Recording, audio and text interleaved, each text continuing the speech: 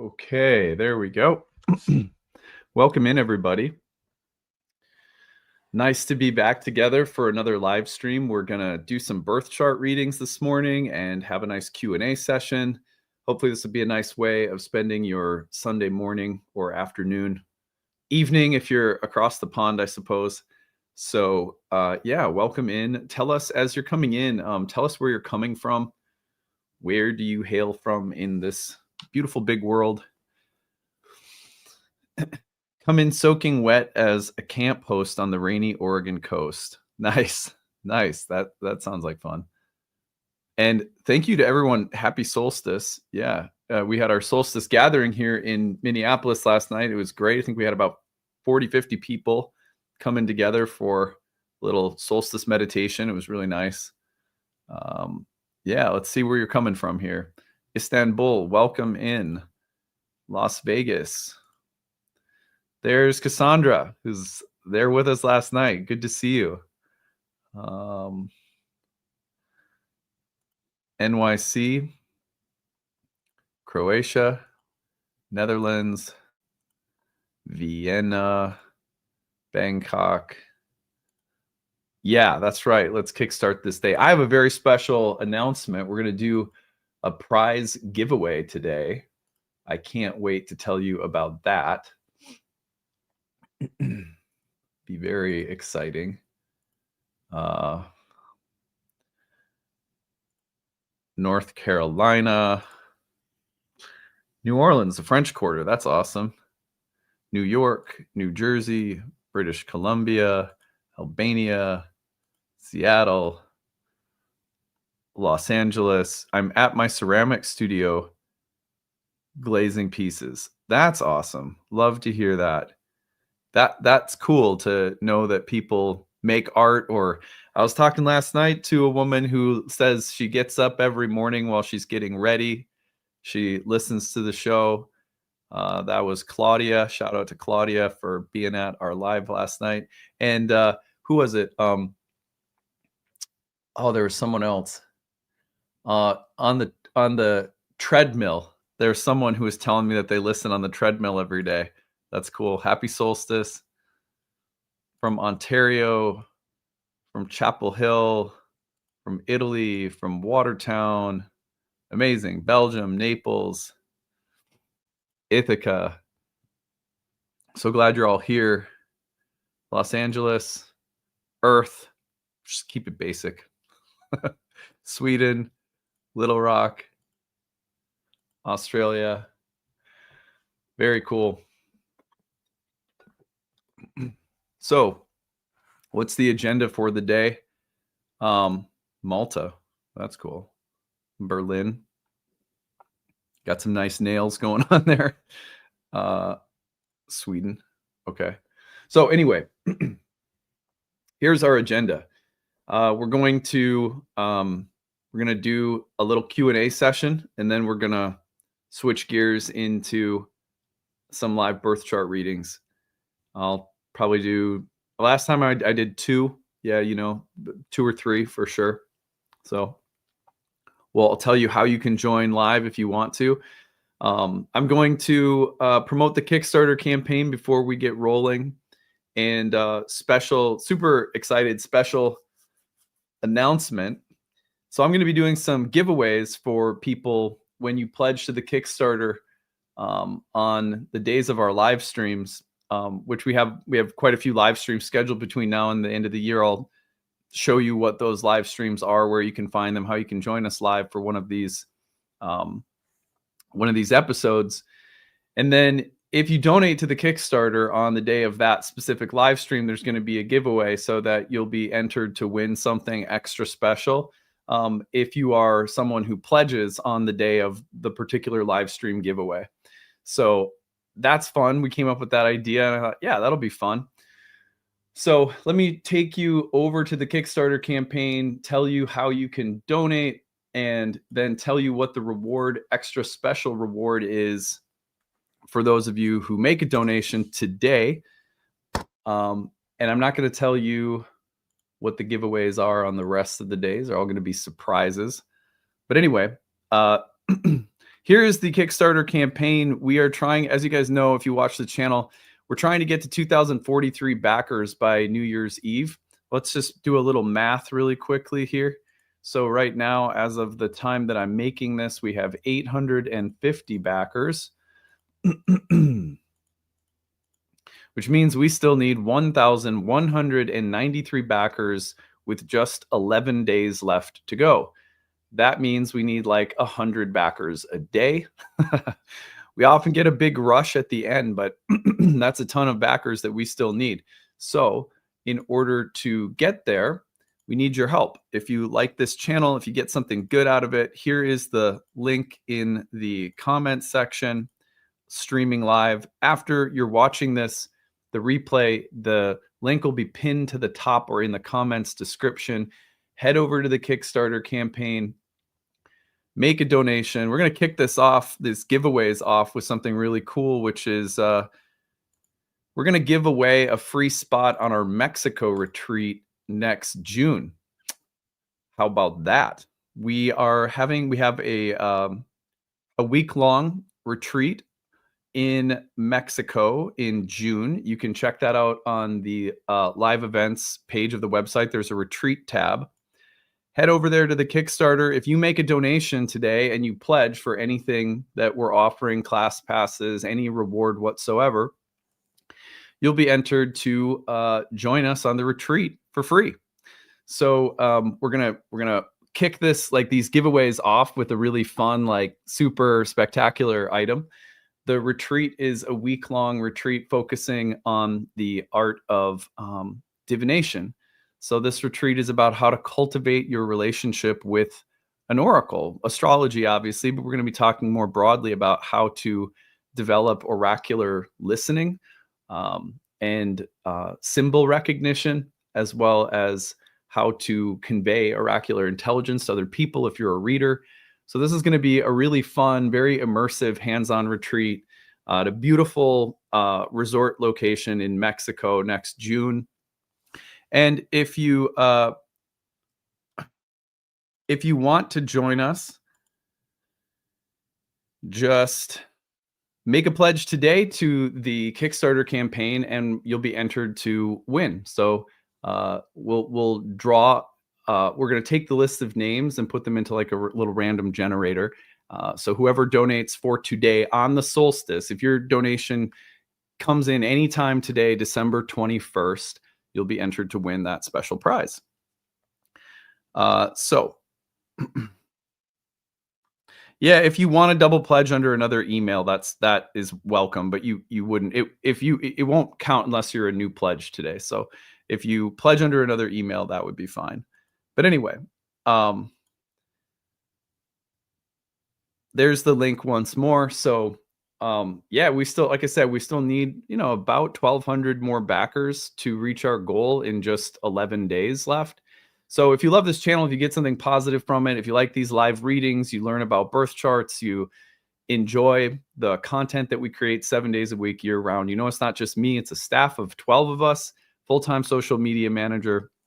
There's about 3 hours every single day that goes into creating this content with a lot of love and heart. If you find spiritual nourishment, astrological insight and learning, inspiration, laughter, if this is a good part of your life, then please consider supporting us. We really appreciate it. So when you pledge, there's also a lot of rewards available. Easily the best thing we offer during the Kickstarter campaign are our class passes. So you can come study with us and take one of our programs in the year ahead.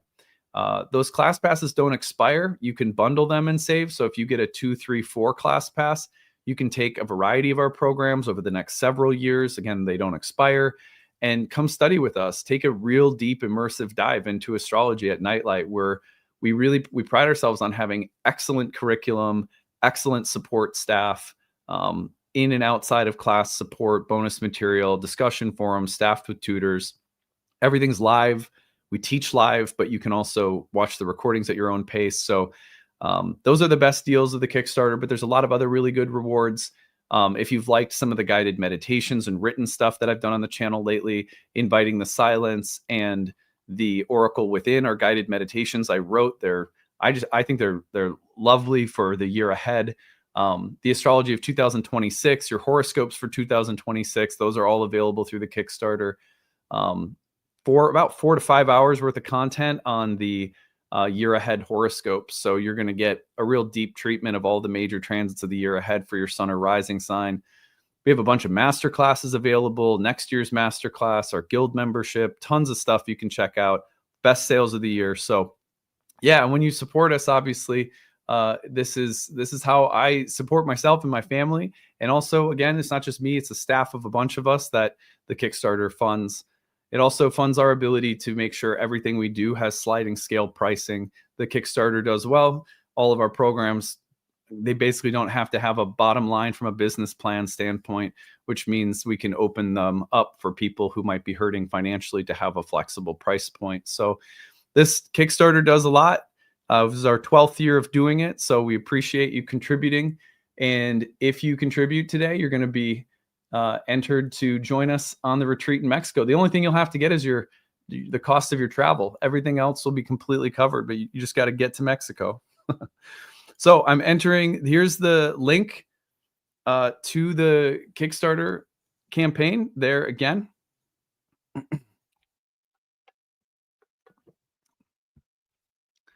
So I hope to see you guys in Mexico. That'll be really fun. Okay. On that note, we're going to start off with just some Q&A. So, any questions that you have about astrology, technical questions, theoretical questions, is there something you want to know about me as a content creator? I welcome any and all questions that you guys have right now about astrology. Let's just kick this session off with some astro chat, and then we're going to move into some birth chart readings. So let me just scroll up in the comments. Whatever questions you have, drop them in the comments. What do you guys want to talk about this morning? Let's get into it. All right, I'm scrolling up here.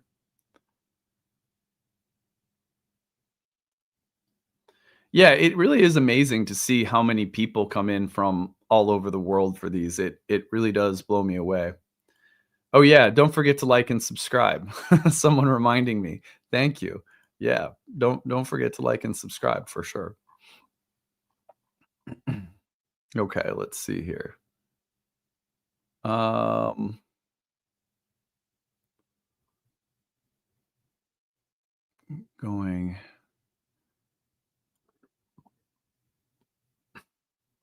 Highly recommend year one with a high class group of support staff. Thank you. Yeah, hope you guys will come study with us. It's great. I'm curious about what what faith means to you, how it's different from blind hope and wishful thinking. That's a really good question. Excuse me. So, yeah, let's take a moment to talk about that. Well,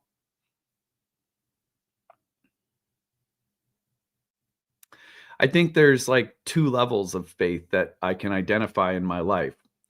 One, let's just call it a a practical, lived, kind of common sense level of faith. So, for example, I remember when I made the choice to get sober. I had a lot of bad drug habits in my early 20s. And I remember making the choice to get sober thanks to the intervention of ayahuasca, plant medicine, yoga, meditation, a lot of things that kind of came into my life and said, hey, it's time to get sober.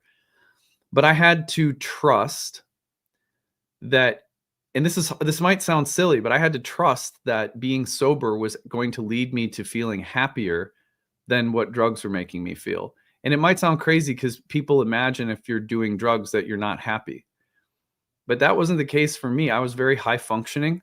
I was hitting walls for sure here and there, but like they made me happy and they made me not have to deal with or look at things that made me unhappy. And so there was a feeling of like, am I really going to be happy if I don't have these? Am I just going to go back to the things that, I don't want to face? And even if I do have to go back to them, will I face them and somehow be happier for it? A lot of people consider this when they're getting sober. Like even if you just have a casual drinking habit and you think, could I be happier not drinking? You still think to yourself, gosh, I don't know. Like if I get sober, will it really be happier or will it just be harder, and more difficult? And maybe I'd rather just have like a drink every couple of nights to ease the pain. Even people who drink casually have to make decisions like that.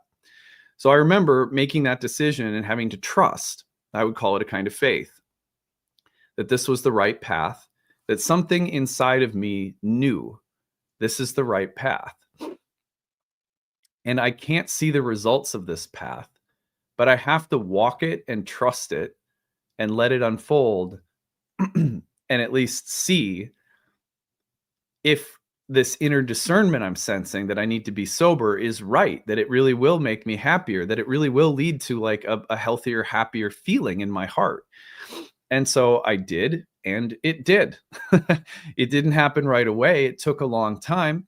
At first, it kind of felt empty and hollow, and a lot of the old stuff I didn't want to be seeing or experiencing came back. That was all true.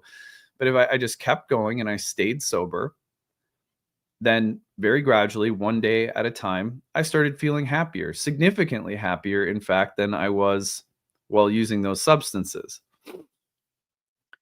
So what I would call faith is the ability that I've had progressively in my life to identify that voice, that discerning voice that said, if you take a path of sobriety and health, you're going to feel better. You just have to trust me and walk this path because I'm wise. This voice, I don't even know if it's me. It's just a voice of knowing somewhere in me that was like, do this, trust me, you'll be happier.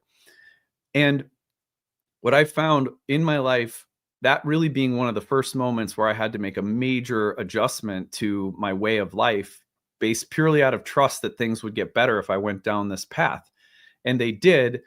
And that doesn't mean I tap into that voice all 24/7. I lose track of that voice often, I think probably like all of us. But one thing that I've learned is that faith is about knowing which voices to trust and to follow. So for me, a lot of faith comes down to what I follow, what I let lead me as that inner voice of knowing. And sometimes it shows up in people or mentors or, my wife's suggestion for something or whatever. But it's like something in me knows, put your faith, put your trust in this thing that's guiding you and go down this path. And so faith for me is very active in that sense where it's just very practical, like trusting a voice that feels like the voice of wisdom to follow. And if I do, things will get better, or I'll learn, or I'll grow, or I'll overcome something, or I'll solve a problem or whatever. So I would call that like lived faith. That's just my definition. The second thing that comes up in me would be the kind of faith that has to do more with metaphysical uncertainty. So metaphysical or like existential uncertainty is like, God, I don't know what's real. I say things like soul and I say things like spirit, and I use words like God or archetype. I use a lot of words. I think I know what they mean, but do I really? No, I don't really know anything. And I find that faith is, for me, a process of like staying humble and emptying metaphysical certainty.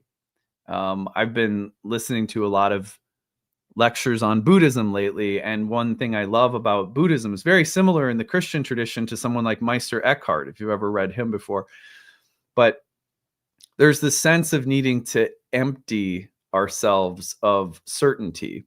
And when we empty ourselves of metaphysical certainty, that we think what we know, we are confident, we know what's going on, we know how it works, we know why we're here, we know what a soul is, we know where it's all leading. When we empty those things out, often that's the only space from which faith can actually start to direct our life. So there's this tangible connection between that voice of wisdom that's very practical, that guides us and says, put your faith in this voice that's following you, that you're following like a little candle you're following through the dark woods. But the only way to find that voice is to frequently go back to emptying any kind of metaphysical certainty. And to me, emptying of metaphysical certainty is the act of faith that I think is sort of most universal. Like when I think of faithful people, I don't think of people who are faithful to something that they're certain about. I think of them as people who are faithful to a process that they don't need to be certain about, that they trust they'll come to understand in time. And by emptying that big metaphysical uncertainty, we get back to this very basic, everyday kind of guidance that we put faith in, that has more immediate feedback in terms of its trustworthiness. If you handle this situation with love and care right now, the inner voice says, things will go better right now. And they do. And then when you get to big spaces of really deep doubt, like, does anything mean anything? That same voice shows up and says, let go, just relax. It doesn't tell you what to be certain about. It just tells you, like, you don't have to have the big answers. Let's just focus on the guidance in this moment, right? So I see faith as so much about trust that there is something huge going on that we can't name or understand. But we have to empty ourselves of the certainty around that kind of stuff regularly so we can get back to this very basic form. So when people say, do you have faith that God is love? Do you have faith that the soul is real? Yeah, but I frequently go through periods where I have to empty out any kind of certainty about those big things and just come back to a smaller, simpler form of trust. Yeah.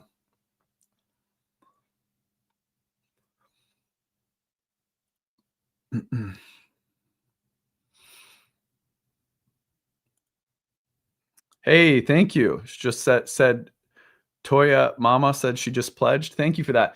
We've had, I think, 4 pledges since we started today. And I want to tell you that if you're just joining us, if you pledge to the Kickstarter today, you'll be entered for a chance to win a trip to Mexico with us in June for our retreat. That's we're going to be having some extra prizes we randomly distribute to backers on certain calendar days when we do live streams. So that's exciting. If you have not yet backed us, here's the link. If you're just joining us, you back today, you're entered for a chance to join us in Mexico. All you got to do is get there. The rest will be, all the retreat fees, resort fees, those will be free. What is your main predictive technique?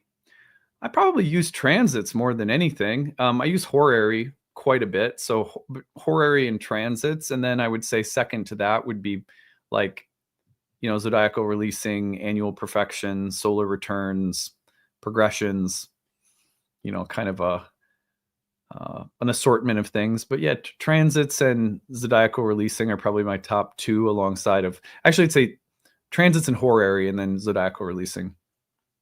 Yeah. Tips for making a sacred space in an extremely small apartment with chaotic kittens. I haven't been able to create an altar since I brought these chaotic babies home. That I can only imagine, like having a couple of dogs and a couple of kids, like, and then put chaotic kittens in a small apartment,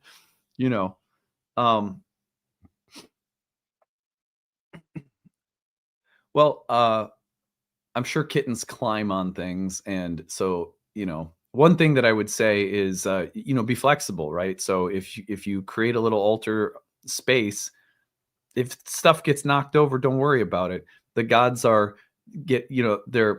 you could think of the kittens and their playful energy as a part of the Leela of your altar, the play of your altar.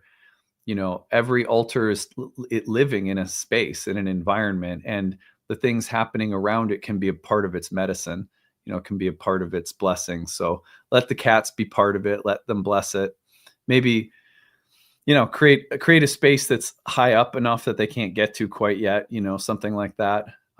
And it could be as simple as like one candle, or like a little tea light holder that you replace tea lights in, with a simple statue of a god or goddess that really speaks to you. maybe a little incense or something. You know, keep it super simple, but tend to it regularly. The thing that makes an altar powerful is not what's on it, but how it's cared for. That's the truth.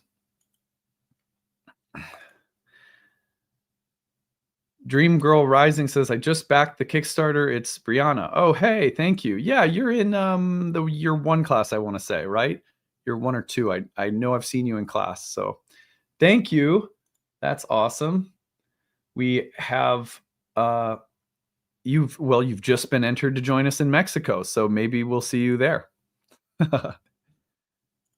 Giving up cannabis came down to wanting my authentic voice, not the voice of the plant. Yeah, it's important. A lot of traditions talk about plant possession.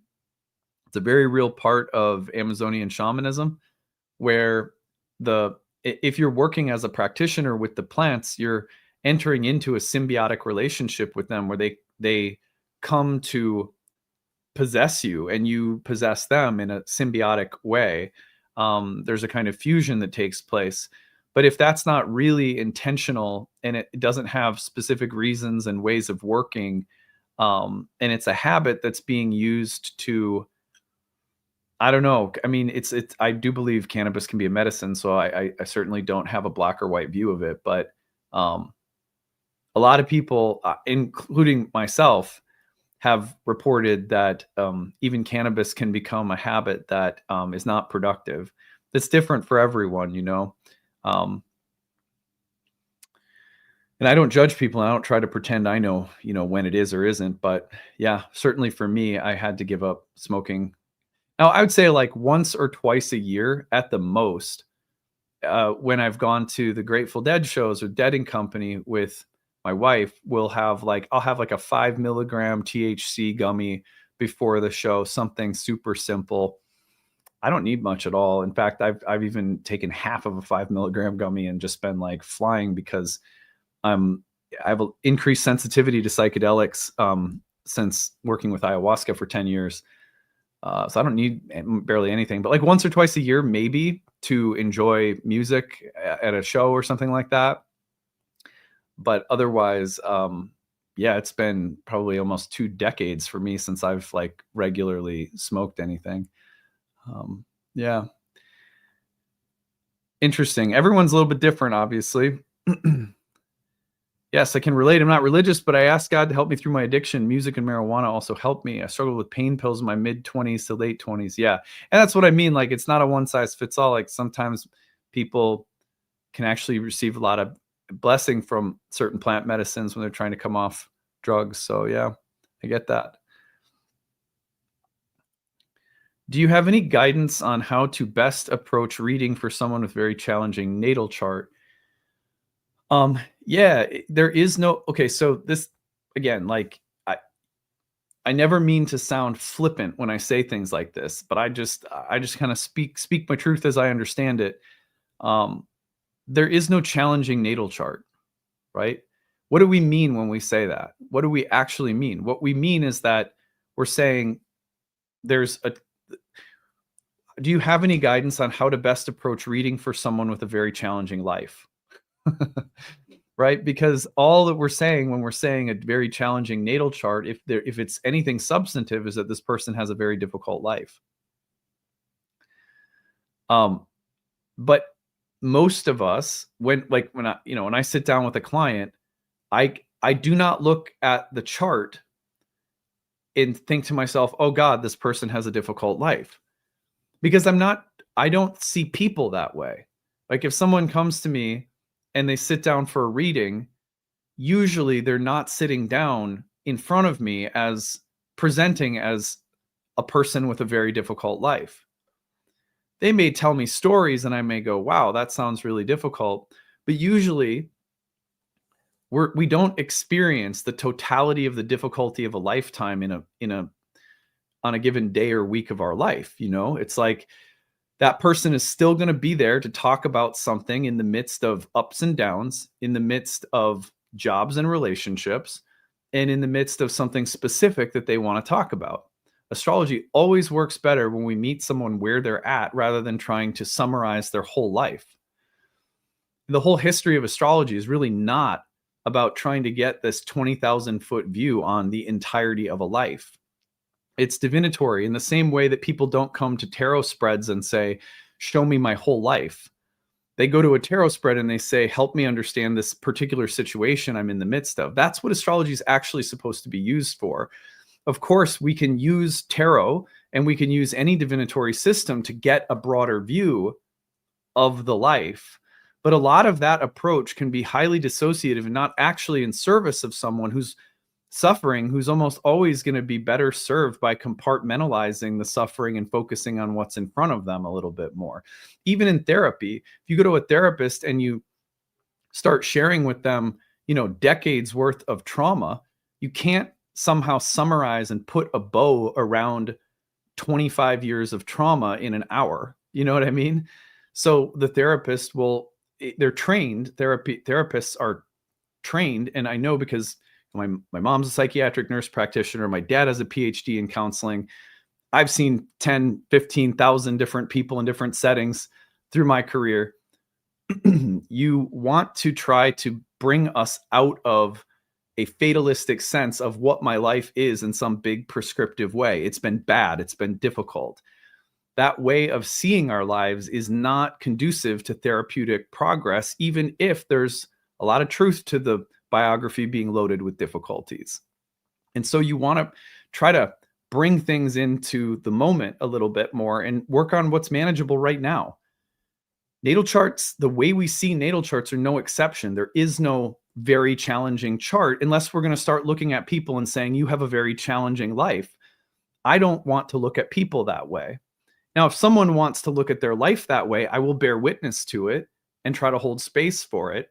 But in my therapeutic work, I will also encourage them to find ways of staying in the moment and be very careful about telling ourselves stories about our lives being good or bad in some huge biographical 20,000 foot label. It's just not a good way to live life from my standpoint.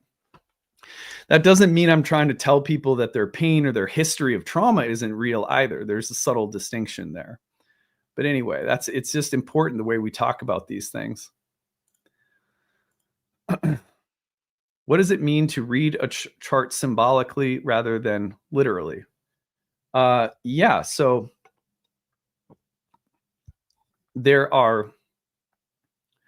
let's describe something, a literal view of something.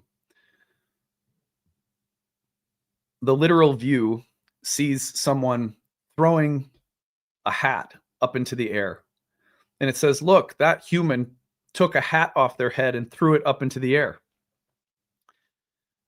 We've just described something like kind of literally.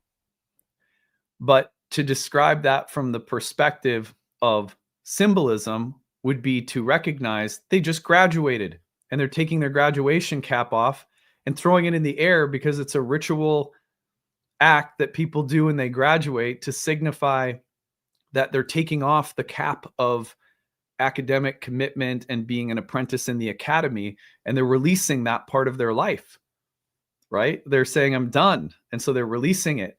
So to read that act, not just as a physical phenomenon, but as a ritual and as a symbol, would be to move simply from describing it as throwing something up into the air to recognizing that there's a meaning attached at the moment of ritual moment of graduation, right? So that's just a simple example of the difference between a literal and a symbolic read on something. But when you're reading charts, it's no different. So let's say that someone comes in and they describe a breakup. They're describing the cap throwing up in the air. They're describing the thing that happened. But what we want to do through the use of symbols is to find what ritual this is, at what stage of life, and what meaning it has. And what's so great about symbols is that they act as containers. So instead of just throwing your hat in the air, it becomes graduation. Instead of just a breakup, it becomes a Saturn-Venus passage. And a Saturn-Venus passage can become a symbolic, multidimensional, mythic, poetic container for the experience that points it toward a transcendental level of meaning that is greater than just the thing that happened. And when we stay stuck in just the thing that happened, we tend to have very narrow ways of looking at it, which is exactly what we were just saying in the last question. A very narrow way of looking at our life is to say it's been a good life or a bad life. A very narrow way of looking at an event is to say it's good or bad. That level is not unreal, but it's typically not the symbolic level. It's more of the literal level of things that only sees the phenomenon and then labels it good or bad, pleasant or unpleasant. We have to learn how to acknowledge that level and include it because it's part of our experience, while also using symbols to act as containers so that your breakup becomes infused with the deep symbolic space of Venus Saturn, for example.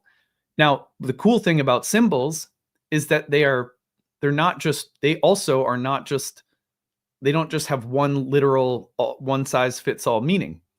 So depending on what the experience was, let's say, for example, that someone goes through a breakup and they get broken up with because they can't hold down a job and they're doing drugs and they push the other person away because they can't take responsibility for their part in the relationship, being a responsible, mature partner. And the other person says, I've had enough. Well, wow, Venus Saturn is going to be talking about responsibility, maturation, growing up. It's going to be a hard lesson in developing a stronger psychic container so you can participate in love and not lose it.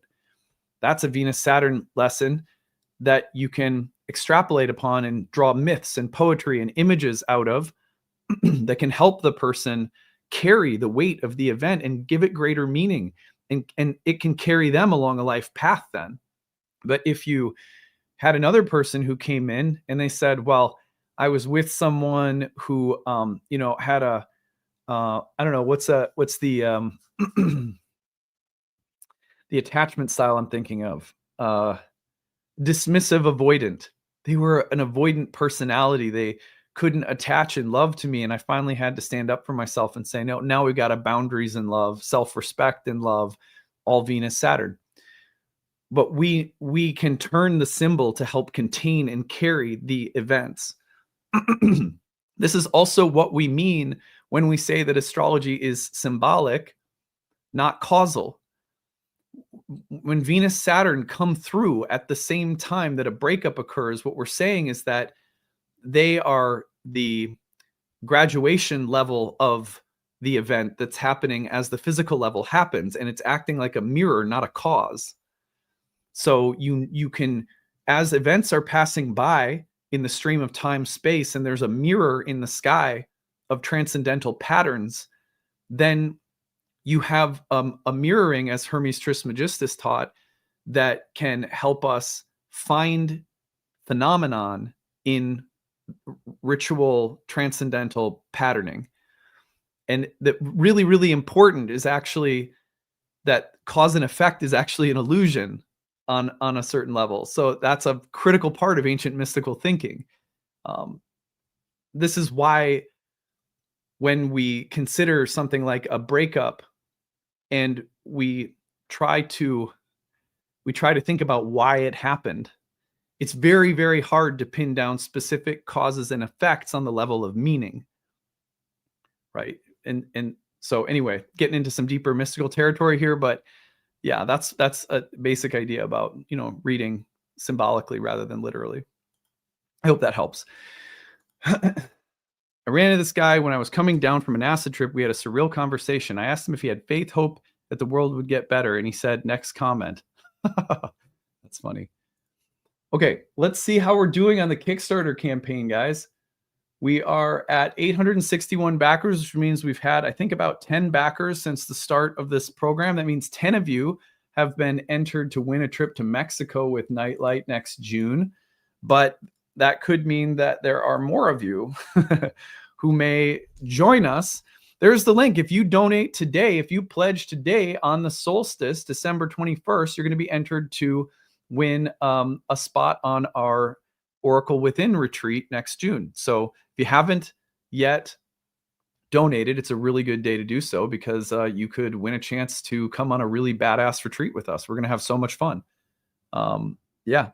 If you already pledged, you can pledge again with another email. Yes, that's true. We welcome that.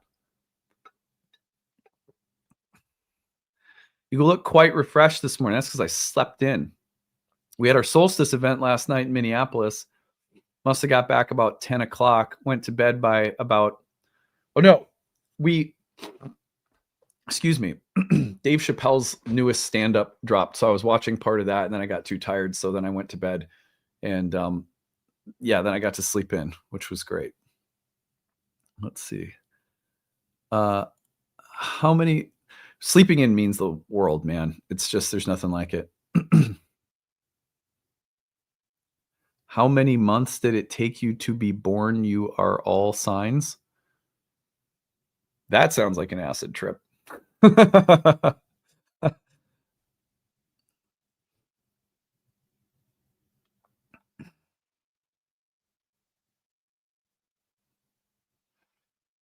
Just pledged in honor of my boyfriend's aunt. Happy to have familial astrology friend. Hey, that's awesome. Thank you. All right, let me scroll up and see what other questions we've had come in. What questions you guys have? These have been some deep questions. You can ask silly, funny questions. You can ask me a personal question if you want, within reason. What is your process for breaking down the astrology of the upcoming year that you offer in your Kickstarter? Good question, Mindy.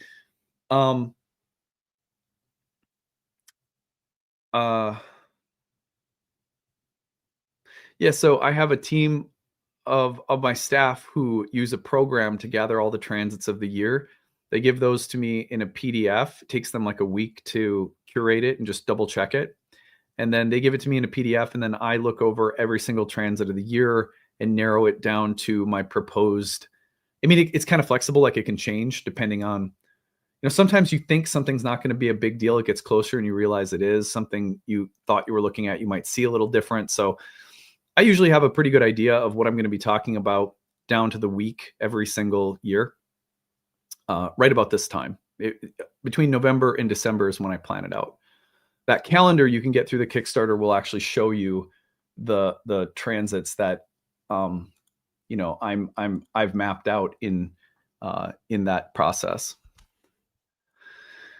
Which house system needs to be used for natal chart readings, whole sign or Placidus?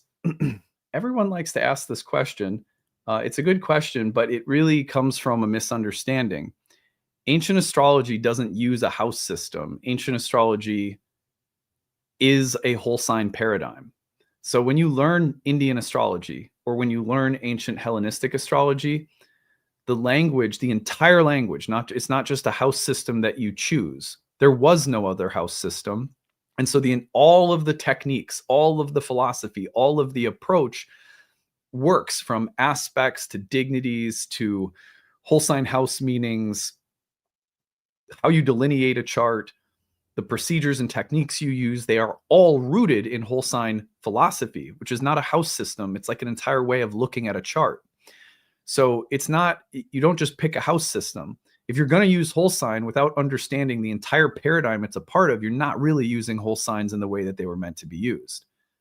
So a simple comparison between whole sign or Placidus is not a good starting point. If you want to use whole sign, learn whole sign houses, which is to say learn Hellenistic astrology or learn Indian astrology. I would say if you're going to learn those, you're definitely going to be using whole sign houses, right? But if you're a modern astrologer who's thinking about which house system to use, I don't know, you're coming from a totally different paradigm. So, check them out, see what works, but just know that you're not going to have a sense of what whole sign actually means from within the paradigms that use it. I know that sounds like, I never mean for that to sound like condescending, but it's just true. I always try to find funny analogies. It's like telling someone, it's like someone was like, should I use a Phillips or a flathead screwdriver? It's like, that's a nail, you need a hammer. So when people are asking like which house system to use, if you're going to practice Hellenistic astrology, it's not, the questions about which house system are not appropriate at all, because it's not even a part of the way of doing things. Let's see. I hope that helps and it doesn't sound too condescending. I went to the Amazon to do ayahuasca with an Australian woman who had lived there for like 30 years. She was nuts and I didn't feel safe. So I came home and did it in Vegas. Oh my God, that makes me laugh inside. First of all, yeah, it's like I always joke that it's like the bar in Star Wars with all the crazy creatures. Like that's the ayahuasca landscape these days, and psychedelics in general. In some ways, there's a lot of really ungrounded people who also, they get egos. Like I want to be a shaman, and so I'm going to lead people, and they're ungrounded and not necessarily safe, and they might be sort of benign in the sense that they're sweethearts, but just completely ungrounded, or that, so you just have to be really careful. It's just, the world is the world, and finding like safe, reliable, stable places for ayahuasca is very important. Yeah. I'd love to hear your thoughts on how we might incorporate an acknowledgement of precession into a tropical perspective. I agree with the case for tropical, but it still seems worth trying to integrate. Well, okay, so there's some misunderstanding in what you're saying, because a tropical perspective, by definition, right, by its very definition, is not precession based. So this is something that people frequently misunderstand. You can't have a precession based. You cannot have a precession based zodiac. Even sidereal astrology is not precession based. It's tropical. It's just taking into consideration the precession relative to the tropical definition. So if you want, what you're talking about is sidereal astrology. I would say just, there's no other way I could think of answering your question other than to say the tropical zodiac by definition cannot become precessional, but it can be oriented according to the precession differently. Those differences, not just one, but many variations of that reorientation based on precession exist in Indian astrology through the sidereal zodiac. That's where you find it. And sure, there are some Western astrologers who incorporate the sidereal adjustment into their use of tropical astrology. But here's the thing, is there's no need to do it. I mean, doing it is a symbolic choice, not a choice that has to do with objective truth. And so for that reason, I always encourage people not to get too stuck on it. It's like if the value of the precession orientation of the tropical zodiac is, valuable to you, again, just like on a symbolic level, then use the sidereal zodiac. Find one of these sidereal zodiacs that Indian astrologers use. There are several, and try it out and have fun with it. Like there's no harm in that. But suggesting that it has to be done or ought to be done is a serious mistake it reflects that you don't understand the epistemology of the zodiac itself, which in other words is to say, because the whole system and the zodiac is rooted in a kind of a Platonic like model, like it's archetypal, which means they don't think that the zodiac is based on something here, right? They believe that the zodiac is like, it's more like an ideal mandala in the realm of geometric triangles, right? So for that reason, however you choose to orient it in time space, you want to flip it for hemispheres, go ahead, flip it. You want to orient it a little bit differently according to the drifting of the stars relative to the solstices and equinoxes, go ahead. The point is, to them, the nature of the zodiac is the absolute fixed circle, and that absolute fixed circle's orientation has to do with the solstices and equinoxes. That's it. That's the ideal logic of this like transcendental object that they called the zodiac. But however you want to orient it, because this world is relative, it's no different than saying you can orient house systems differently. You can orient tarot spreads differently, and the same underlying logic of the tarot will still speak through. That's exactly what the early epistemology of astrology tells us, which is why these things are not necessary in some objective sense. But they can be done, and you should. If you're called to do it, if it's interesting to you, then you definitely should check it out,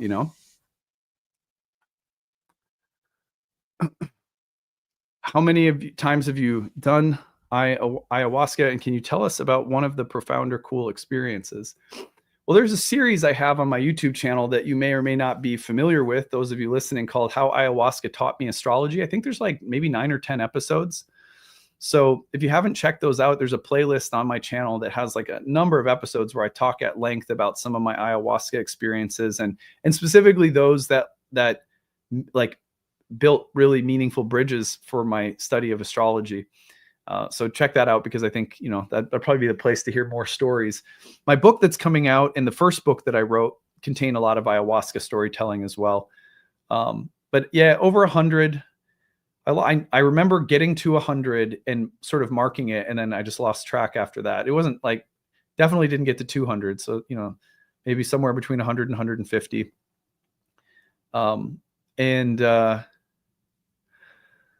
I'd say, yeah, there's just so many experiences. It's hard to like think of, you know, just one. So yeah, just check out that series. I think that there's a lot of really good storytelling in that series. What about the readings where the client doesn't have a specific question? How do you appropriately dial into the best area to focus on? I don't take those readings. I won't speak to someone who doesn't have a reason for being there. To me, it's a matter of, there's a few exceptions to that. I'll say that in a second. But to me, it's a matter of oracular integrity. Don't go talk to an oracle if you don't have something to talk about. Idle speculation is bad karma, right? Like, you're talking to very powerful, not me, right? But the oracle that speaks through an interpreter. You're speaking to like you're basically like, in the ancient world, you need to take a pilgrimage to go see an oracle. You'd have to travel often to go see an astrologer. And you were knowing very well that the astrologer was an interpreter of the gods. So if you're going to talk to the gods, have a reason for being there, you know? To me, it's not the quality of the question. Like, I'm not the one who's going to judge the quality of the question or the reason for being there. But if it's not intentional, if there's not some sincerity behind the approach, which is most often the case when someone actually has something that they're there to talk about, I won't take it. And I won't be rude. I'll just say, when someone booked a reading, you see, I'm only doing horary right now, and I see clients in the classroom, and in that context, when I'm teaching and training, and I do live demos all the time for my classrooms, I tell people, you need to come in with, you know, some formed questions and write out your questions in advance. And in fact, it's talked about, you know, many divinatory traditions talk about the importance of having prayed in advance to seeing an oracle, and set your, you know, get the question situated in your heart and mind and soul. Oracles and oracular traditions don't take nicely to people who are just there to like get information. So that's the first thing. Even just gently telling a client, like, you know, sit down, figure out what you want out of this. Why are we here? Why are we talking? That's really, really important. Now, the exception to this is some people are genuinely just curious. They're like, I've never had a birth chart reading, or I really like you as an astrologer and I would love your take on my chart. And those are not offensive things, you know, to want to know or to ask.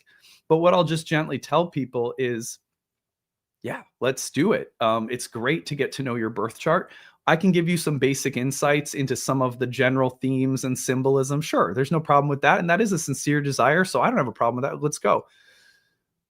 Maybe sun, moon, rising for someone who's like, oh man, I'm so curious. I just, you know, when there's a sincere curiosity, that's still sincerity, right? So then maybe sun, moon, rising.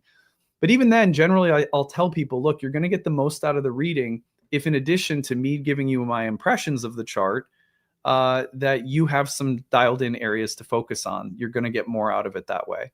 And to me, these are part of the ethics of my practice too. So I hope that makes sense.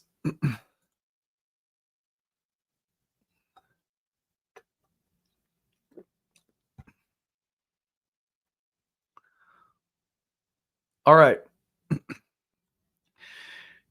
Hey, just another reminder, if you are joining us now or you came late, the Kickstarter today, if you pledge today on December 21st, you're going to be entered to win a trip to our retreat in Mexico next June. The only thing you'll have to do is cover your own travel to and from the retreat, but the retreat, the resort fees, your room, your board, the retreat, all of it will be covered. We're going to enter you to win a chance to join us on the retreat if you pledge today. So we're going to be doing some other giveaways on the final days of the Kickstarter. On the days of live streams, I'll have some other giveaways. I'm going to keep those secret. It'll be kind of something a little bit different every day. I thought we'd kick it off with a big one today. So yeah, if you want to join us, here's the link in the live stream to the Kickstarter campaign. We could really use your help. Help us reach our goal. We're trying to get to 2,043 backers with just 11 days left. We still need about 1,200 more to go. All right. Let's see here.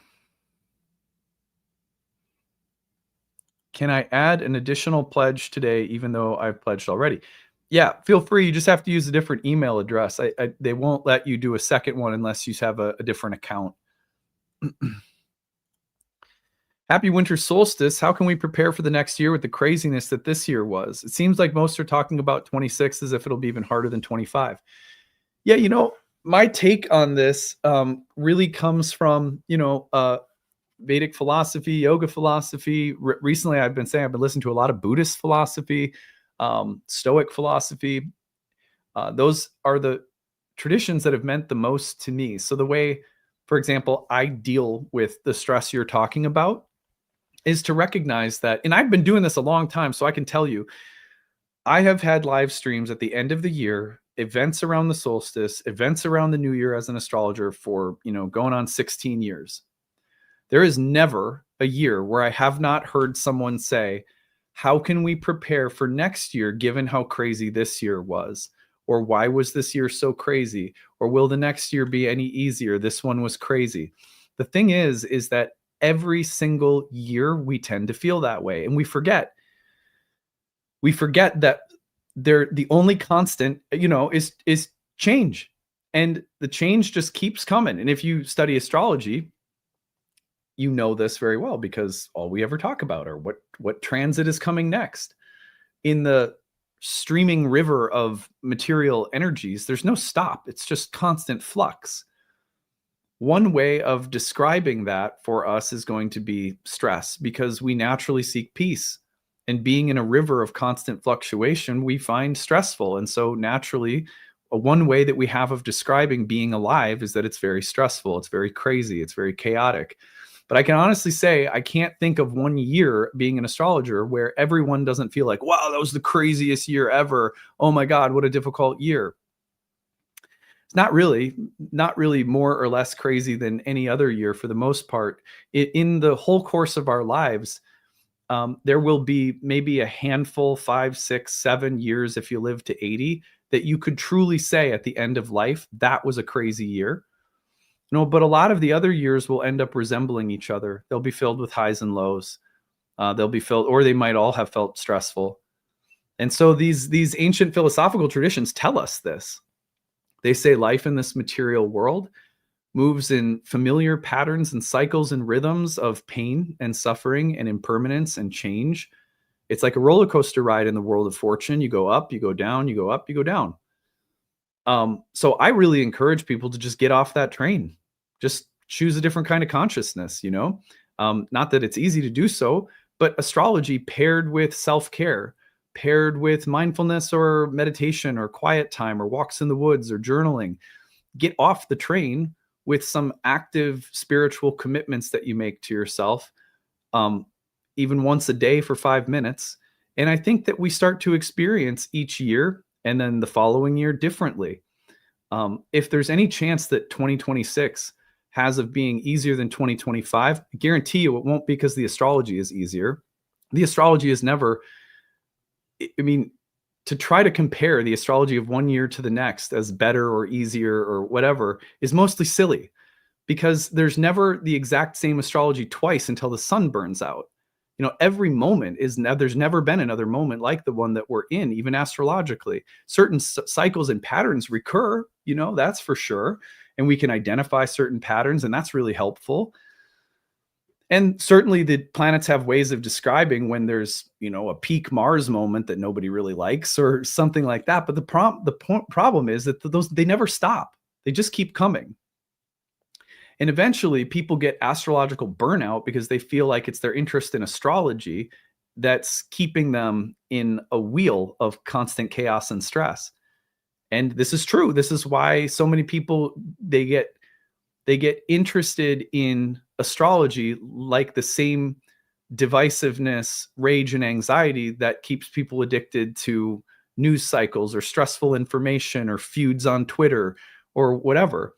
And we want astrology to function as something that helps us see these patterns and step out of the chaos, right? And say, I'm going to live a life. It's going to be filled with these cycles of ups and downs, but my peace is going to be a moment by moment proposition and something that I really have to foster and take care of. I have to find the loving seat of my heart, and sit in it and learn to abide there. And then the way I talk about 25, 26 can't be categorized in big black or white terms like wild or crazy or good or bad. We start that way of categorizing things. We know, if I'm not careful, that kind of thinking is going to take me out of this moment where actually my peace is at stake right now, So, because when I get downstairs after this, there'll be two strange little alien children that will be challenging my sanity. It never stops.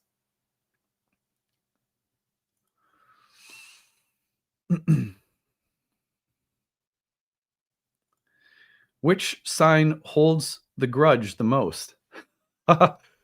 Scorpio. No, I'm just kidding. Signs don't hold grudges. People do. It's an important distinction. Let's see here.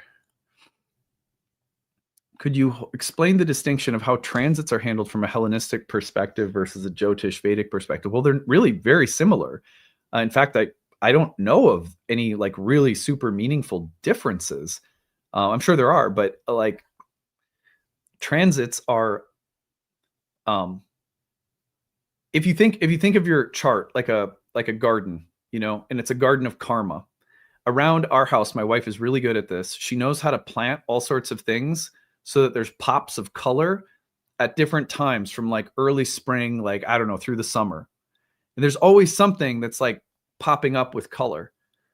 And she studies this. This is a big thing for her. Well, short answer is that the transits are telling you where the color is going to pop in the natal karma depicted by the birth chart. The color popping being the karma that's expressing. This is also the problem with saying I am my birth chart.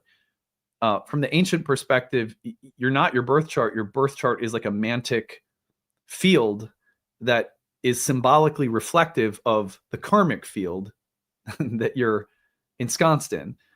And so transits are just telling you what aspects of that karmic field are popping, and it speaks as a mantic field differently depending on what time of life you approach and why you're approaching.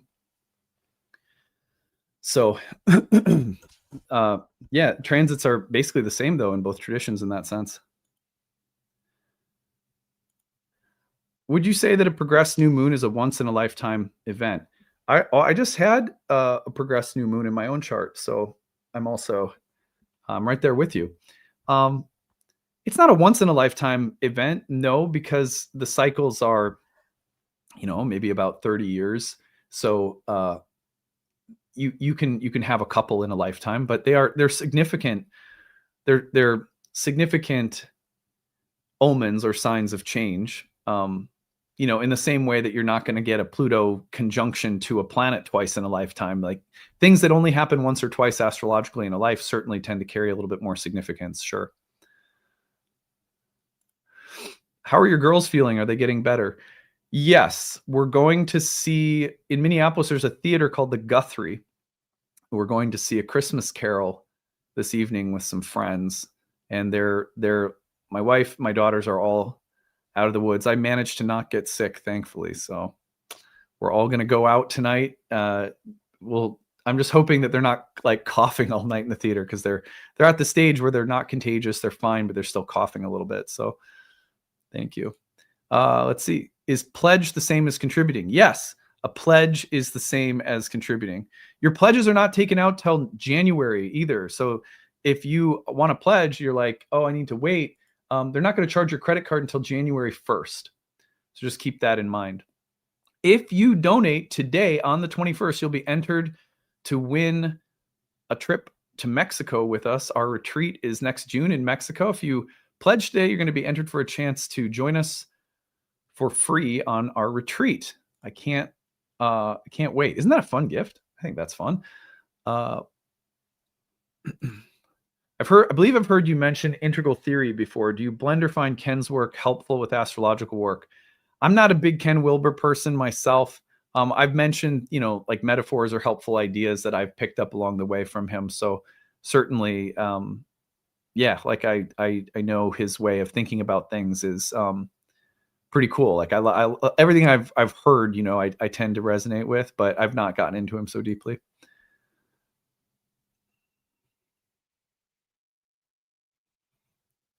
Yeah.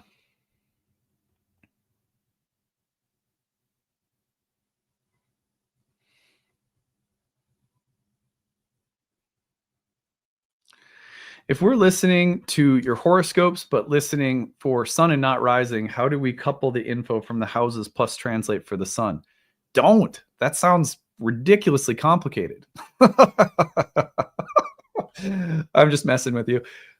Look, no, my answer though would be like, don't listen to your sun sign. Listen to your rising sign and get to know Hellenistic astrology, because it's going to be 10 times more accurate once you get to know Hellenistic astrology.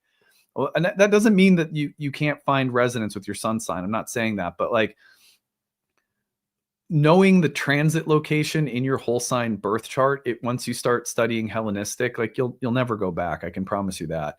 It's just, I've seen like just hundreds and hundreds of students come through, and once you really start learning Hellenistic and the whole sign paradigm, and especially if you come study with us, you're going to find that there's just no comparing the accuracy of a rising sign transit to your sun sign. The sun sign can definitely, like, they're all divinatory approaches, so you can get something of value from sun sign astrology. But yeah, I feel like if you start studying Hellenistic at some point, pretty much everyone starts seeing why rising sign works better. But yeah, that's obviously that's just my take.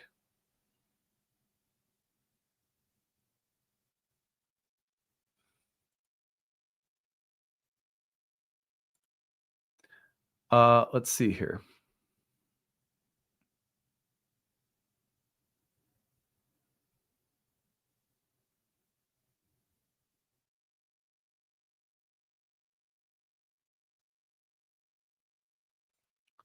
Nothing better to do than to kickstart the new with a genuine donation. And hey, maybe NL Mexico. There we go. Thank you.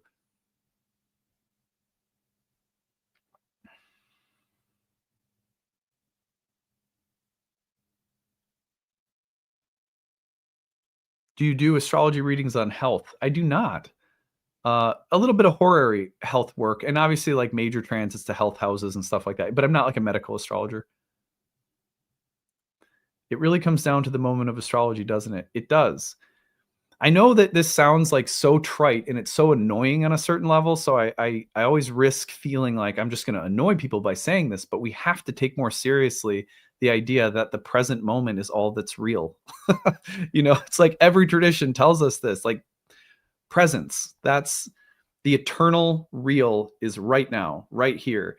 And how helpful is it if half of our astrological way of thinking encourages us to dissociate from presence, right? That it's incompatible. So we have to be really diligent about that and stay very close to that, which is why you'll see a distinct difference in the lives of astrologers and how they talk about astrology when they have committed practices of presence, contemplation, mindfulness, even creative flow states. If you practice astrology along those kinds of things and you value the work of staying present and conscious, having that illuminated quality of awareness and trying to stay close to inner discernment in the moment, the way you talk about astrology has to change. And the reason it has to change is because you start understanding that all the ancient practitioners were coming at it from this specific space. There's a reason that 2,000 years of Indian astrology is rooted in yogis. is rooted in Jyotish, the study of light, the light of consciousness and awareness.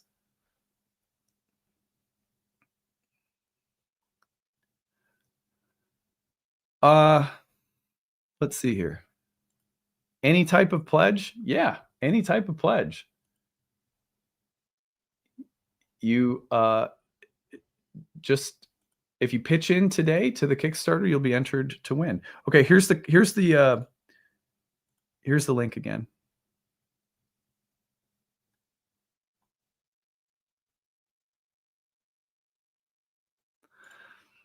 I've been procrastinating my pledge because I couldn't decide what all I wanted, but a chance for the Mexico retreat motivated me to finally do it. Good, excellent. Yeah, I'm so glad to hear that. Thank you for supporting us. Crystal says, take 5 minutes to donate. Thank you. Appreciate it. There's a liberation in knowing that life is always peaks and valleys, and sometimes just valleys with occasional peaks. Yeah, exactly. Totally.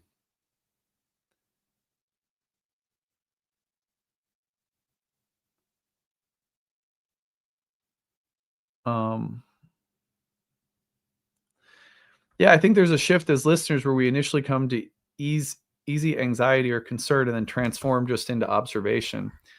Yes. Symbols are things that invite participation. So when you're going through life events and you observe astrological correlations, the symbols can do a lot of things. For example, a symbol can help you carry weight. It sounds strange, but it's literally like if you know there's a Saturn transit going on, you could be like, well, Saturn's cursing me. That's the causal world. Something's doing something to me. Or you could say, I'm experiencing something and I can see it in the light of Saturn. And then the burden psychically, you get to transfer, and Saturn says, I'll help you carry it. And a symbol can literally carry psychic weight. And then you're not walking and carrying that weight on your own. It's like, I've got a backpack, put some of the shit in my backpack. Symbols can do that. Symbols can, if you're walking along a path and you're having an experience, having a symbol alongside of that experience, the symbol can give you this kind of like, it like digs a hole and takes you deeper and deeper and deeper so that an experience becomes more meaningful and it has depth in it. So probing experience for depth, a symbol can help you do that, like a miner's light. Symbol can help you carry weight. A symbol can do all sorts of things. And when we start to see, rather than riding the roller coaster and looking at the astrology to give us a sign when the roller coaster will stop, because it won't, we instead start thinking about how the symbols can create participatory levels of reality and experience. That's how we get off the ride,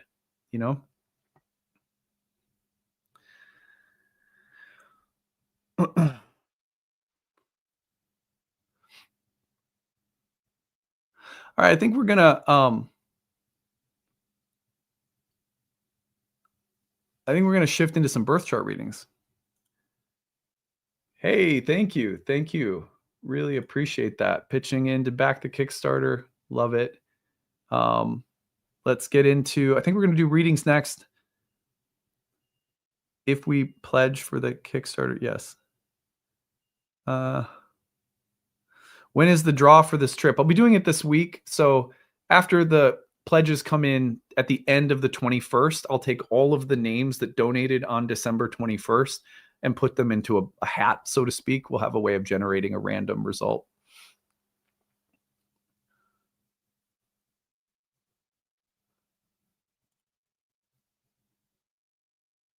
Curious if your physical transformation this past couple of years with, I'm not sure I understand the question. I'm going to I'm finishing a 35-week lean bulk next week, and I'm going to take some before and after photos, and I'll probably share them on Instagram, and maybe I'll share them on like a YouTube post or something, and just kind of like show people like kind of like my progress over this past program. Because I feel a lot of encouragement, and it's really fun to share this part of my hobby with people, since you all, I talk about it on the channel a little bit. I might just share it on Instagram. I don't know. Sometimes I like sharing it on YouTube, but I don't know. So anyway, we'll see about that. But if you follow me on Instagram, I'll be showing you my updates. Yeah, I'm probably ended up putting on about 23, 24 pounds since April. So, and I'm going to take about a 4 or 5 month like maintenance period just to let my body chill out a little bit from a lot of hard training. And then I'll start pushing another lean bulk in the spring. But yeah, it's a part of my goal to maybe do a show in the next couple of years, but a lot of hard work yet to go. But I love it. It's my hobby. It's how I stay well. So.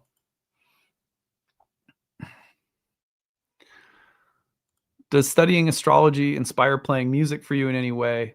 Yeah. I would say it's more like playing music inspires my astrology, not the other way around. Do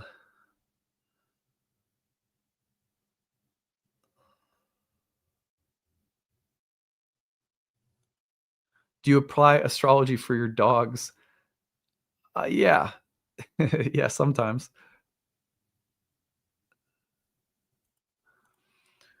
Why am I not feeling the love from Jupiter in my first house? This is a great question. I've been looking for blessings to appear. There's a great book. Oh God, I look at my closet. I need to organize my closet. My closet's a mess right now with books on the floor. I've gotten a little manic in there lately. Anyway. Yeah. Well, what I would say is that frequently people misunderstand the nature of Jupiter. So Jupiter, one level of Jupiter can be about blessings and abundance and like good luck. Sure, that's like one part of Jupiter. But Jupiter's role is actually like, in Indian astrology, he's called the guru. And in ancient Western astrology, he has to do with the development of wisdom and the cultivation of meaning. So if you study astrology, you're doing something from a certain standpoint that's very Jupiterian. You're building a sense of what is true or real, as much as you can understand anyway, about the cosmos. Religion, philosophy, academia, the courts of law, institutions of religion, these are all Jupiterian institutions, have really nothing to do with like money or good luck.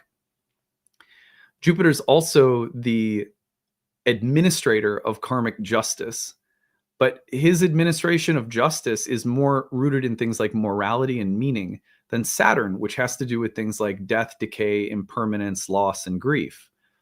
So, like, for example, Jupiter has been on my sun for the past several months, like, because it's stationed basically right on my sun. That experience for me has been like a mini masterclass in being a dad. And a lot of it has been getting some really nice corrections and adjustments, unconscious material that has become, I feel like I've become a lot better dad in the past couple months. Really leveled up my game. That's Jupiter. That's Jupiter on the sun. It's not lucky. It's wise, So in other words, sometimes we go looking for Jupiter to bring like promotions and money and success, but it's trying to make us wiser. And once in a while, Jupiter will translate into, the kind of success that I know we all hope for. And it's not like he doesn't ever speak to those things, but Jupiter's frequently involved in moments of karmic justice, where we have to learn something. Our morality has to be checked. Our motivations, our search for meaning, or how meaning directs our lives in different areas, has to be revised because we're ready to grow and learn in wisdom. So that's like, and Liz Green wrote a book. That's what I was going to grab from my closet. I think it's just called By Jove. But look for Liz Green's latest book on Jupiter, because I think, Sarah, it will really help you if you take a moment to read that book. She talks a lot about the deeper psychological and archetypal Jupiter, which a lot of people end up getting disappointed, by exactly the kinds of things that you're dealing with. Like, I thought it was coming through my 10th house. I thought I was going to get a raise or something. So Liz Green talks a lot about that in her book. I think you'd like it.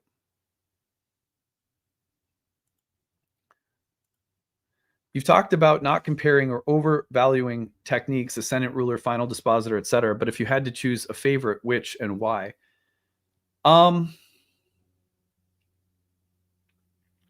say outer planetary transits, like the transits of Uranus, Neptune, and Pluto, two traditional planets in the natal chart. They have a way of really burning off or redirecting the expression of the karma. In fact, I think that's my favorite part about modern astrology, is that the outer planets by transit are just like karmic. They're like karma busters. They can very powerfully change the expression of karmic patterns in our lives, expressed by the traditional natal planets in the chart. So when the outer planets hit them by transit, they're you could just like set your clock to the transformation occurring. So I like using those a lot. That's probably my go-to. Pledged. Amazing. Thank you. Crystal has been listening since 2012. Really? That's crazy, Crystal. Have we ever met at some kind of event or a conference or something? Or were you a Skyhouse person? Did you come out to our studio? Anyway, that's cool. You've been listening for so long. Thank you.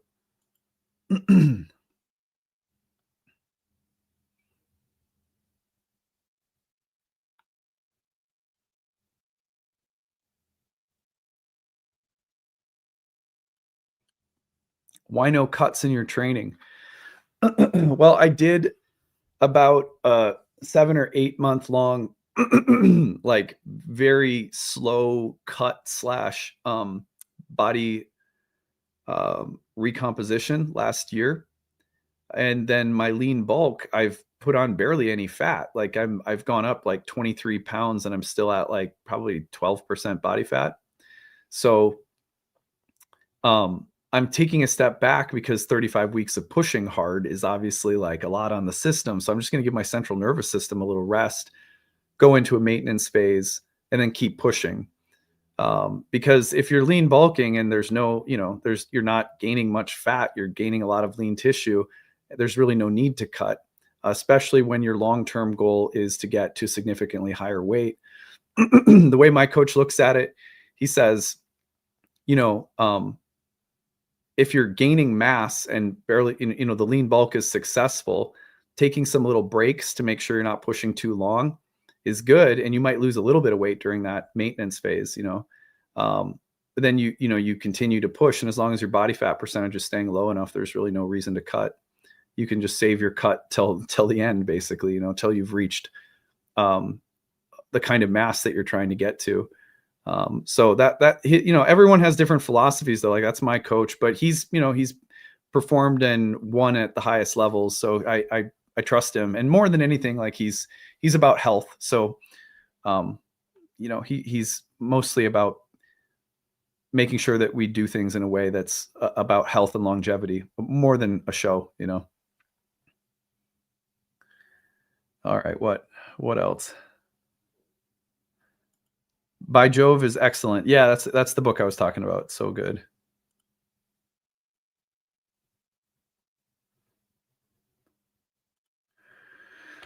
Adam, you are such a prolific creator. Can you tell us about your daily routines and how you're able to be so productive while at the same time?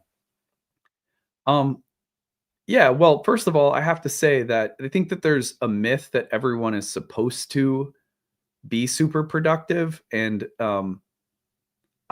I think certain personalities are meant for certain kinds of approaches to life. Well, my personality fits very well with like consistent, devoted practices and routines. And it's just like, how like some dogs are just like meant to pull weight. They're like work dogs. I'm a work dog. I'm just meant to chop wood and carry water. I've got 3 planets in the 6th house, Capricorn moon. I'm a Cancer sun and Mercury, so I can still be pretty gentle. And I'm a Taurus rising, so I like my cookies. But yeah, I'm just like I'm a creature of. I used to be a creature of discipline.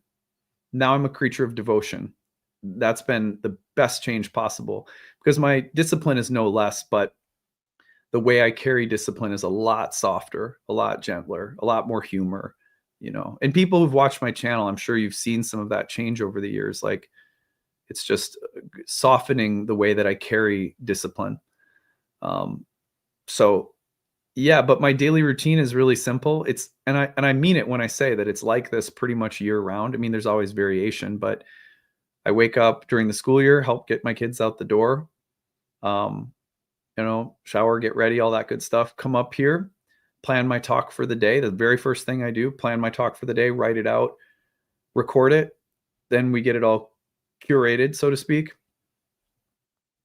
And then typically it's like there might be readings, student questions, curriculum design, like all sorts of stuff I have to do for the maintenance of the school, or writing a book. I might, during book writing phases, that's the hardest because my days get really long when I'm writing a book and my family sees me less because I'll often have to be up here during the evenings getting some writing done.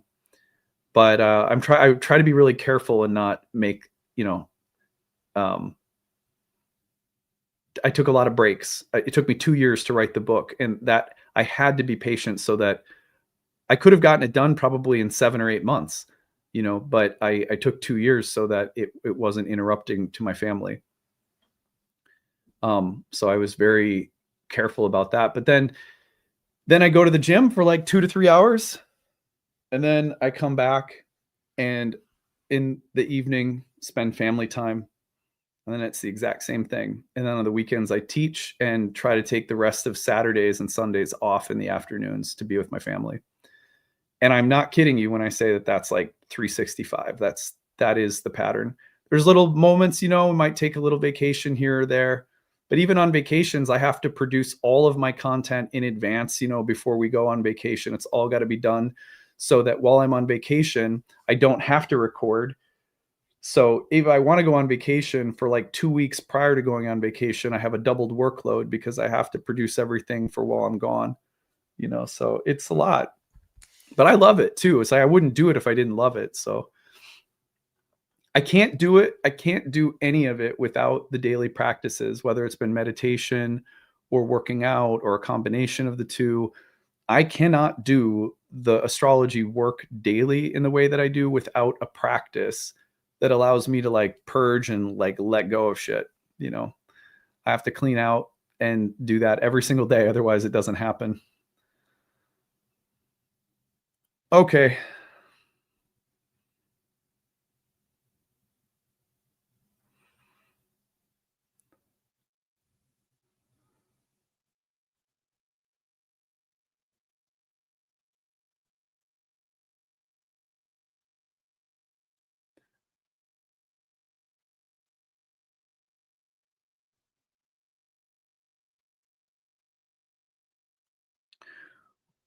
So here's how you can join me. If you want to join me for a reading right now, I'm going to take 2 people in the studio for readings.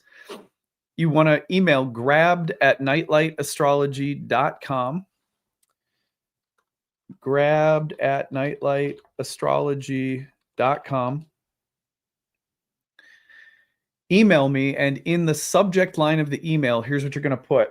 You're going to put your name, like a first name, and then you're going to put the topic that you want to talk about: career, love, money, health, parenting, pregnancy, like whatever it is. Put your name, put the subject you want to talk about.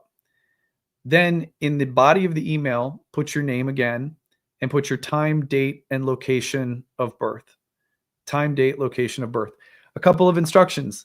You have to have a good memory. Like if you've got like a terrible memory, because if I want to ask you questions about the past or your life, you need to feel comfortable talking on camera in front of the audience. You can't mind that this is going to be forever housed on my YouTube channel. You're giving permission for us to use and keep this on the YouTube channel. And you're obviously comfortable talking in front of an audience, and you got a good memory to talk about your life. And don't bring anything on you don't want to open up and talk to me about, So that's it. Grabbed@nightlightastrology.com, your name, what you want to talk about in the subject line, and then in the body of the email, give me your birth data.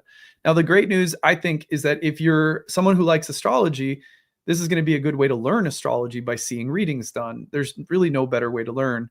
Not that my way of doing things is the only way either, but It's good. It's good to see a practitioner working with people.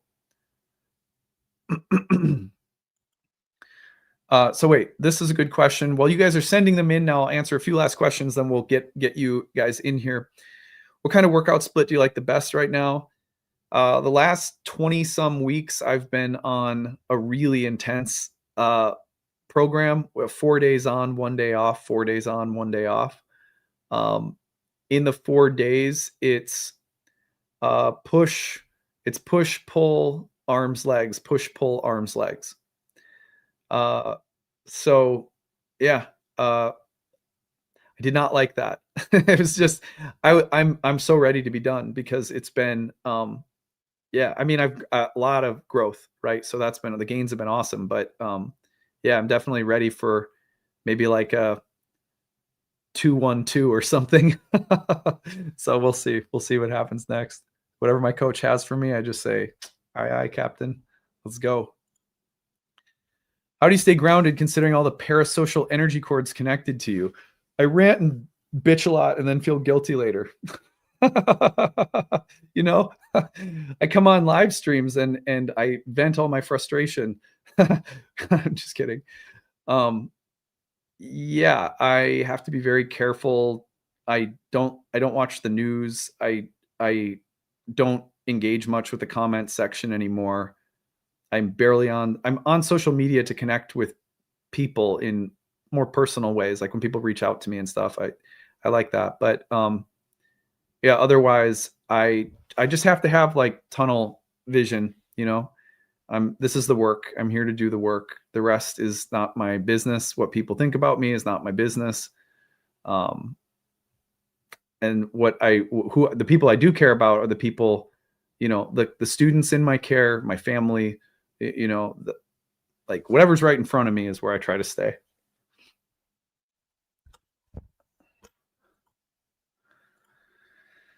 What does your spiritual practice look like these days? I think I've said that already.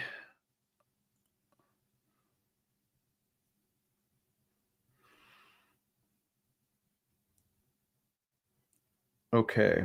Do not put your birth data into the chat. You got to email.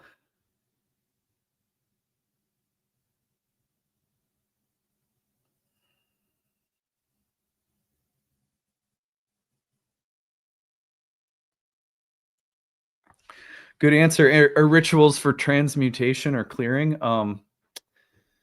Gosh, not really. I mean, a good walk, a good workout, a good shower, a good hot bath, usually do me well. Hanging out with my wife and laughing, you know, or my kids.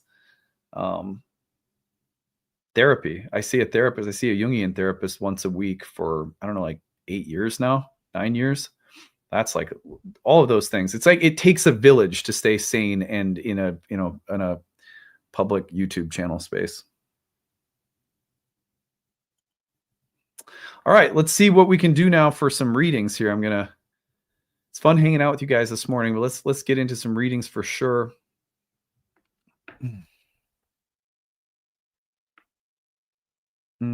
Okay. I'm going to send you a link to join me in the studio. So if you just emailed me, please check your messages. All right, let's see here.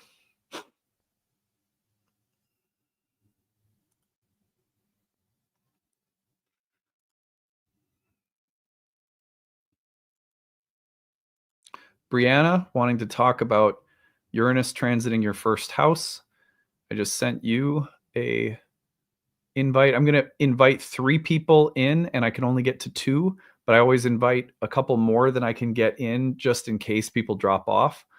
So don't be upset if I don't get to you. Like, you might get a link but not get chosen to be on. I don't ever want people to feel bad about that, but that's just how it works. Okay, let's see here.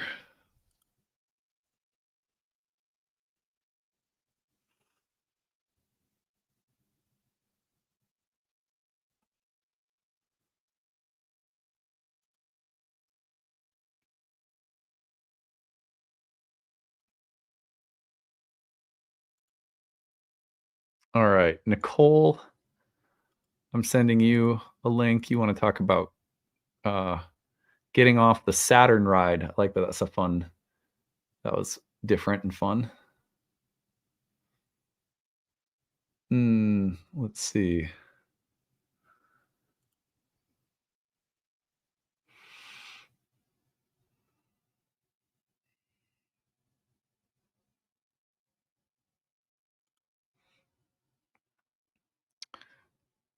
Jessica, I'm sending you a link.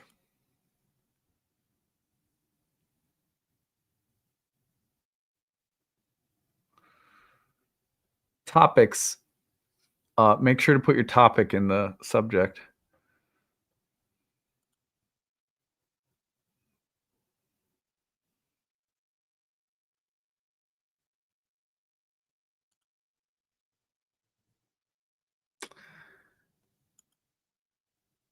Julie.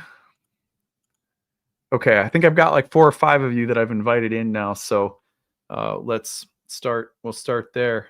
Brianna, are you ready? Can you hear me? Yeah, there you are. Hi. Good morning. Thank you Good so morning. much. Yeah, thanks for coming on. Appreciate it. Let me just briefly remind people before we get going. If you have been with us for the live stream today, one kind of special announcement before we get into birth chart readings is we're in the midst of our annual Kickstarter campaign. If you donate today, you're going to be entered for a chance to join us on our Mexico retreat next June, which is taking place at a really awesome retreat center in Mexico on the beach. So all you have to do is pay your way to and from Mexico, and the retreat itself will be paid for. That's going to be a special bonus for anyone who donates today. You're going to be put in a drawing to receive that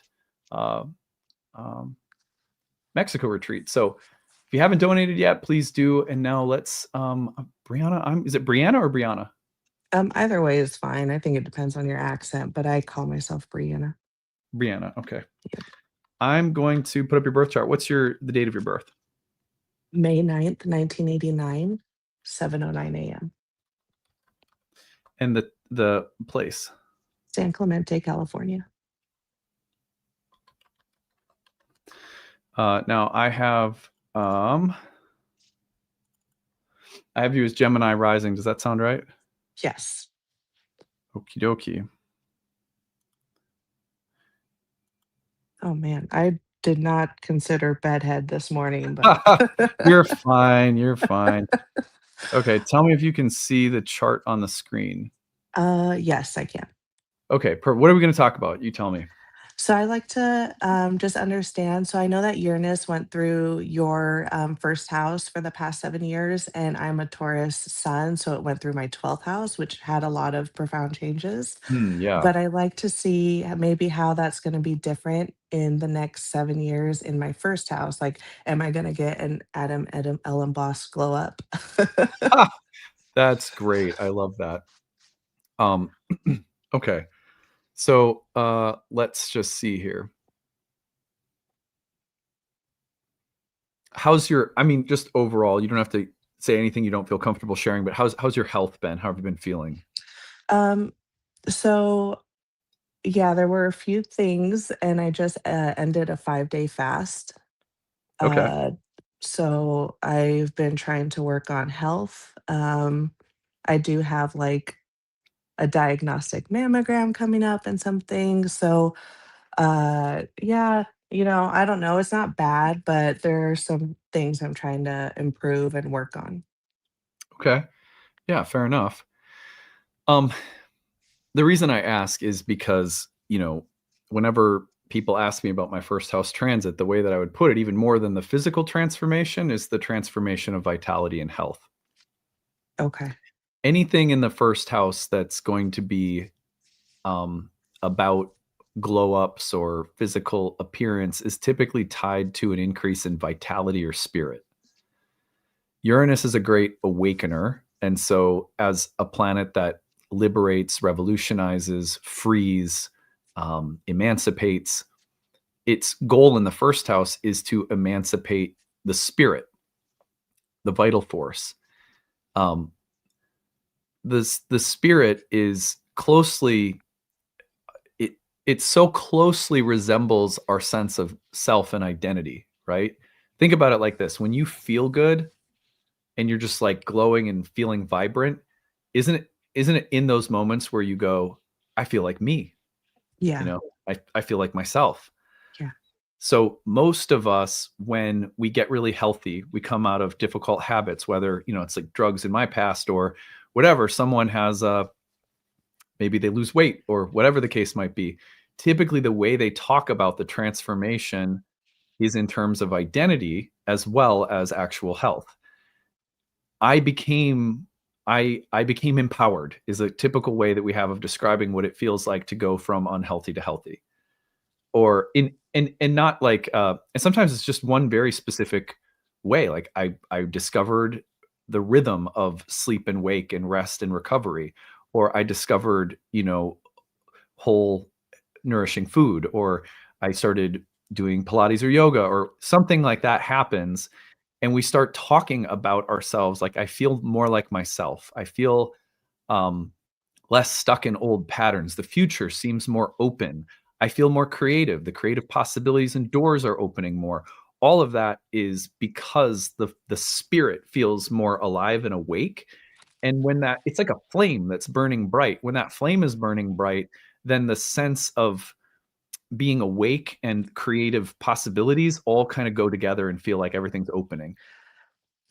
That makes total sense. Even like, so I just finished my 5-day fast and I've been working on, oh, can you hear me? Mhm. I've been working on health and improving, just like in the same sense that you just said. And yesterday I found that, okay, so I'm starting this low carb and all this stuff. And I was up till 1 a.m. because I was so energized and I was working on writing. I was writing metafiction, all this stuff for, I'm in my MFA. So I just felt so alive in a sense. And I think that it had to do with the changes that I had made the past few weeks. Yeah. And for you, as a Gemini rising, um, Mercury is going to be your ascendant ruler. And the first sequence of major events that will happen will involve the passage of Uranus over Mercury, over the ascendant, and then over Jupiter. First of all, for you to connect your vitality to the creative act of speaking or writing or interpreting or articulating would be very predictable for Mercury there. You know what I mean? So I would imagine that for you, you may notice a pretty intimate connection between your writerly voice, the act of writing, speaking, maybe even teaching, um, and increases in vitality. And so there's a clue there for you. Get healthier, the stream of consciousness writing will start flowing. You know what I mean? Like, Yeah. so Mercury is also um, already very inventive. It was the original planet of inventors. And so in Uranus, obviously, is definitely the modern planet we think of when we think of inventiveness. But when you place Mercury and Uranus together, things can get really, really unpredictable and very creative. So breaking Oh, outside of your own boxes in terms of how you see yourself, in terms of how you think, perceive, cognitive changes, creative changes that carry the cognitive changes, all of which can dovetail really nicely with things like taking better care of your nervous system, um, making sure that you become very aware of what kind of mental stimulus um, keeps the spirit bright and healthy. Like, what's the right fuel to feed the fire of the mind and the nervous system? yeah. Uranus can revolutionize that by saying, hey, look, stimulants beyond 2 cups of coffee, not good. Or it can say something like, no screen time an hour before bed. And you're going to notice big differences with those kinds of things that have subtle effects on the brightness of your mind and spirit, and that can directly convey into things like writing and your MFA work and stuff like that. Yeah, totally. And, oh, sorry, I think I see you on the TV talking, but I'm looking at my phone and I don't hear anything. Oh no, yeah, I'm right here. Okay. And then just like, I guess, could we look a little, okay, so, and is there anything else? I guess that's it. That was very fun and very good. But is there anything else that you see? Hmm. Um, Well, how about we time out the Uranus transit to Mercury? Okay. Uh, That's perfect. Thank you. yeah, that'll be a good way to just put a little bow around this. It's always fun. Like sometimes, like when people come to readings, if we were doing a full reading, we'd find 4 or 5 other things to talk about, but Yeah, this yeah. is a nice one that can give people ways of thinking about maybe their own Uranus transits that are coming up. I'm going to be doing some horoscopes for Uranus and Gemini in a live stream later this week. So Ah, cool. Okay. So I guess maybe I don't know if it's redundant, but no, not at all. It's fine. So let's get Uranus into the first house. And then you see, it's going to get really close to that Mercury, but then it stops short and stations. So I would look for this point. This is like August into September. When a planet gets that close to stationing on a natal planet within a degree, it's still very potent, even if it's not exact. So you're first like, okay, Uranus is really affecting that natal Mercury, and there's a field of events that are constellating around you that reflect that symbolism. That's going to be like late August, September. Something's going to get started. You're going to be on the brink of something. Something is going to feel like it's moving in and trying to establish itself. It's not quite the time for it. It'll be like a preview. Then you're going to see this is the most potent part of it, because at the same time that Uranus is now conjoining Mercury, it'll be trining Pluto in your ninth. This is June of 27. So, and the interesting thing is you're going to have eclipses starting next summer. Well, actually, even this winter, but the nodes will move into Aquarius and Leo, and you'll start getting north node eclipses in your ninth house. Pluto's there. So there's this transformative ninth house dynamic, right? Faith, belief, religion, higher education, and there's intense transformation happening there relative to Mercury because it's trining Mercury at the same time that Uranus is conjoining it, right? So this is the moment, June 27, when that Mercury, in terms of identity, health, vitality, writing, mental makeup, huge change because of the combination of Uranus and Pluto both touching that planet at the same time. So this is the moment when I would say, when does your glow up like really just kick the door open and you're like in a totally new era of life? It's right here. okay. June 6, 2027. I'm applying to a doctoral program.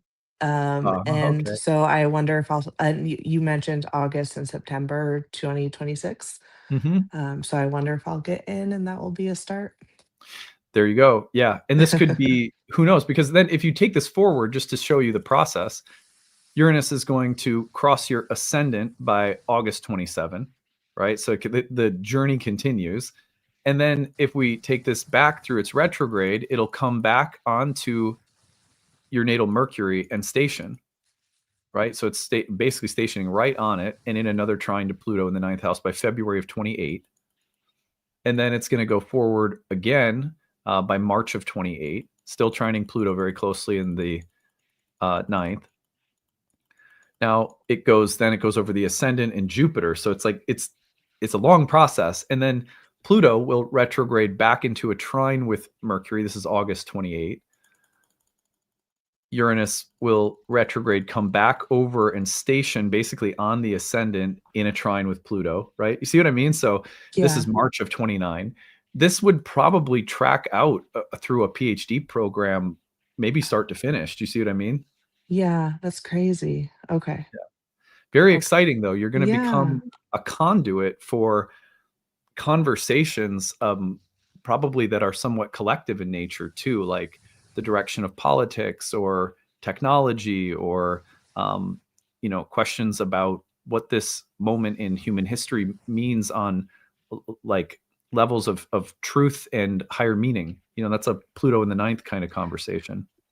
That's what I think about all the time. There you go. Yeah, you can't make this stuff Awesome. up. Awesome. Well, thank you Hey, so thank much. you. I appreciate you. Yeah. Thanks for coming on. Really appreciate you too. And I hope you have a great rest of your day. Thank you. You as well. Bye All bye. right. Bye. Awesome. Jessica. Hey. Hi. How are you? I'm great. How are you? So Good. much. Thanks. Yeah. Thanks for coming on. I'm going to pull your birth chart up here. What is your date of birth April 18th, 1977, and your time 8:10 p.m. and the place? Wyndham, Connecticut. Okay. So I have you as Scorpio rising. Yes. Okay, perfect. I'm going to put your birth chart up on the screen. Can you see it? Yes. Okay, awesome. What are we going to talk about? So I'm thinking a lot about career lately, and where I'm at. About a year ago, I made the decision to leave the work I was doing full time in like staff development training world to go back to school to get my degree, my master's in clinical mental health counseling. So that's my second master's degree. My first is in organizational leadership. Um, and during this time, I'm focused on school, but also helping my husband's business get really organized because he started a business a couple of years ago and needed some like back office operations assistance. But during this last few months, I started school and that's going great. I've had an opportunity to start a yoga teacher training course in this like spring semester. So I'll be doing yoga teacher training from January to April. And I'm feeling like pulled back to like my own work, like as much as am enjoying like supporting my husband and getting his stuff situated, I really feel compelled to be doing the work that I'm meant to do out in the world. Mhm. And I feel like just the opportunity for yoga teacher training is like reminding me like there's stuff that I want to be doing. So I'm trying to figure out how to balance that. Okay, so balancing what you want to do with what's the other half of the equation? With getting my husband's business, like the reason I can be in school right now and having this time is because I'm doing this work for him. So it Ah, gives me the ability to have the luxury, the privilege of being in school full time and doing yoga teacher training and but I also want to be doing my own work. So I'm yeah. trying to figure out like am I should I be going the course the next 3 years and really focused on supporting him? Or trying to find a way to do both. And what does that look like? I'm starting to really get like the creative entrepreneurial juices going of like starting my own classes once I finish teacher training or I've got some experience that I can do coaching with families from a model that I plan on using once I'm licensed as a clinician. But I've got permission from the creators of the model to be doing coaching with families right now. So I'm like, should I be starting to build that out now prior to like getting my degree? And I'll be finishing my degree in the spring of 28. Okay. And have you enrolled in the yoga teacher training program? Yes, I start that. I'm in like the pre-reading right now. Our class starts in January. Okay. So the question is about balance. What does your husband's work need from you, or like where is it at in its growth and evolution right now? Can you describe that a little bit for me? Yeah, I'm doing all like the back end stuff. He doesn't have a lot of business acumen. And my organizational leadership degree was in the field of business. So it's building all like the back end systems and supports. It's really leaning into like my organizational skill. My goal with having taken this on with him was to get it to a point so by the time I finished school was my initial thought I would have it ready for him to hire somebody else and it would be organized for somebody else to step in. Like I could train them and they could take it on. Um, so it's been a lot of yeah, getting stuff organized and systems built to support it. And how is the business doing? Is it like starting to take off? Is it stabilizing? Is it like where's it at? It is incredibly successful and at the same time I feel constantly like I'm in the penguin, like one of the penguins from Madagascar with like, you know, we're duct taping this thing together. There's a lot of education and my own therapist reminded me years ago I can't train my husband. So that's a difficult dynamic because there's a lot of things where I feel like it's differences of opinion, but ultimately it's his business. Hmm. For you to feel fulfilled, I mean, if you're just like, you know, you have truth serum in your system, Mhm. do you need to be able to be just 100% focused on you, or do you think it's actually possible to do two things at once? I not only think it's possible, I feel like generally speaking, I'm most motivated when I've got a lot on my plate and when I'm trying to balance a lot. When I don't, I feel like that's when I like succumb to like the principle of like something in motion stays in motion. Mm-hmm. So having a lot to do, I'm used to. Yeah. Well, you started off asking about balance. Mhm. What you just described to me sounds like you have found a balance. So what's missing then? Um, the balance that I have right now doesn't include me adding my own component. Right. Like it's school and it's his business. And I'm really wondering like these things that I'm feeling compelled to kind of start right now for myself, are those things that I should be following on and adding more Hmm. to the plate right now? Because yeah, everything right now is in balance. If I take and add more, I'm wondering if I'm taking on too much. But I Yeah. also feel really compelled to do it. Yeah. Well, that I mean, and that, let's go back to that question then, like truth serum question. Do you feel like it's possible to add more of your own stuff while keeping the balance? Maybe reframe the question a little bit. um Yes. I mean, there's definitely, I think, the fear that comes up around like, why do I want to do this? And is it taking on too much? Hmm. But then I also feel like if in the long run it's going to work towards that purpose, maybe it's really worth it. Um, because I will be establishing myself, whether it's through my yoga, because I like the yoga and the counseling parts to come together when I'm done with my degree. Hmm. To be able to bring those works together, or even the coaching work with families to start building that in. So I feel like if I can do it and do it well, and I've got the energy to support it, then it could really help me to be ready to launch that career in a couple of years. Sure. Sure. Okay. So when I, like whenever I hear someone asking like the kind of question that you're asking, it I have this like category that I talk about in my counseling program where I call it the permission category. And it's almost like we want to check through the oracle, through the astrology, like I'm feeling led in this direction. I could see how it might create imbalance in these other duties and responsibilities, but I also feel called to do this. You mentioned, for example, you have permission from some of the people that taught you the model of counseling that you'd like to use it in coaching. Hmm. That sense of permission, I feel like that is at play here. It's like almost like I can hear the question asking guides or the universe, like, do I have permission to maybe add some more of my own stuff to the plate? I have a lot of respect for my husband, for the business, for how we depend and rely on it. I want to keep that balance, but could I also have permission to start adding more of my own stuff? And when I ask you the question, do you think that you could add more stuff and be okay? I hear a very confident yes. Hmm. And I think that's the permission. Yeah. And not that we decide all things, but that there's that I was talking earlier today in the live stream about that voice of discernment and faith. Hmm. And I think sometimes we just need the astrologer or the astrology to help us find that reflection of the inner knowing that we have. Like, yeah, I can do this. I don't know exactly what it's going to look like. I don't know exactly how I'll keep the balance. There's going to be a learning. Balance is something, if you think about the hormone system of human beings, balance isn't a flat line. It's a wave pattern, that has to keep fluctuating and finding like an ebb and a flow.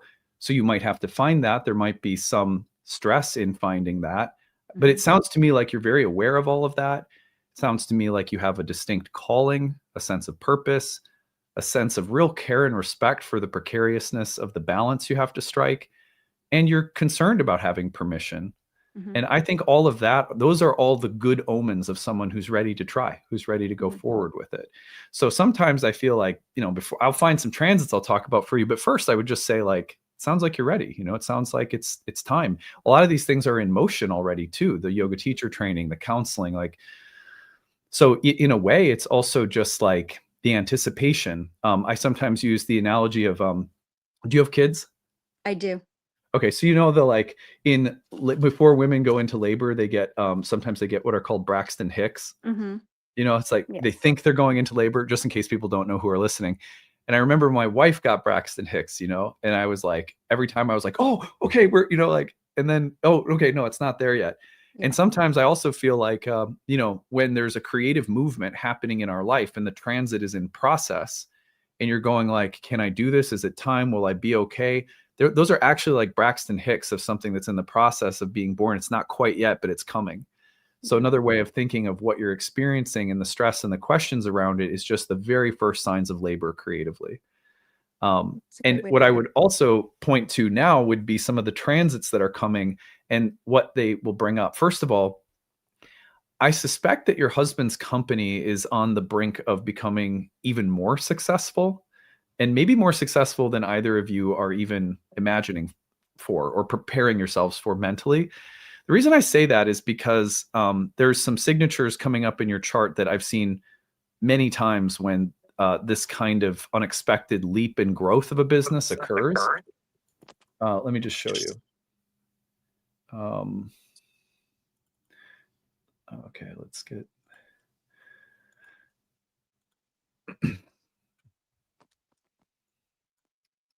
Okay. Okay, can you see the bi-wheel on the screen? I can. Okay, so the business can be looked at, since it's your husband's, through Jupiter in the 8th. Mm-hmm. And you see how Uranus is about to come over Jupiter in the 8th? Yes. Now, the other thing that's happening that's really impressive is Pluto's going to trine that Jupiter. And at the same time, it's moving into a square with your exalted moon in the 7th. Now, people tend to freak out when they see Pluto moon transits because they go, oh my God. But the thing we have to remember in ancient astrology is that you can't override the natal promise, which means an exalted moon is not suddenly going to turn into a totally shitty karma. You know, like that exalted moon is going to bring about exalted moon kinds of things, even if it's stress test by the nature of Pluto. Mm-hmm. Well, we're talking about home, we're talking about family, we're talking about foundations, we're talking about marriage, and we're talking about exalted results coming out of those things, but also transformational crisis at the same time. Mm-hmm. So that sounds, alongside of Pluto trining that Jupiter and Uranus being on that Jupiter, like more accelerated growth. Your business could become more successful than you're initially imagining, more quickly than you're initially imagining, throwing the balance into question a little bit. Your husband's business could be rapidly expanding while yours is, while you're trying to get someone trained in to take over so you can work more on your kind of, that's the kind of scenario that I see though, where Mm-hmm. there's a lot of promise here of more rapid expansion and growth, but there's a stress test for the marriage, for the home, for the family to carry all of it. But the exalted moon is really good. Like that's, I think that's a great measuring stick for like the result, right? And Jupiter in the 8th, good as well. The thing that, like, if I look at your natal chart and I say, like, what is this moment? How can I contextualize this moment from the larger arc of your evolutionary purpose, let's say, you know, like as a soul, what are you here to learn and grow? You're a Uranus in the first house kind of person, opposite some very stable, nice planets in the 7th.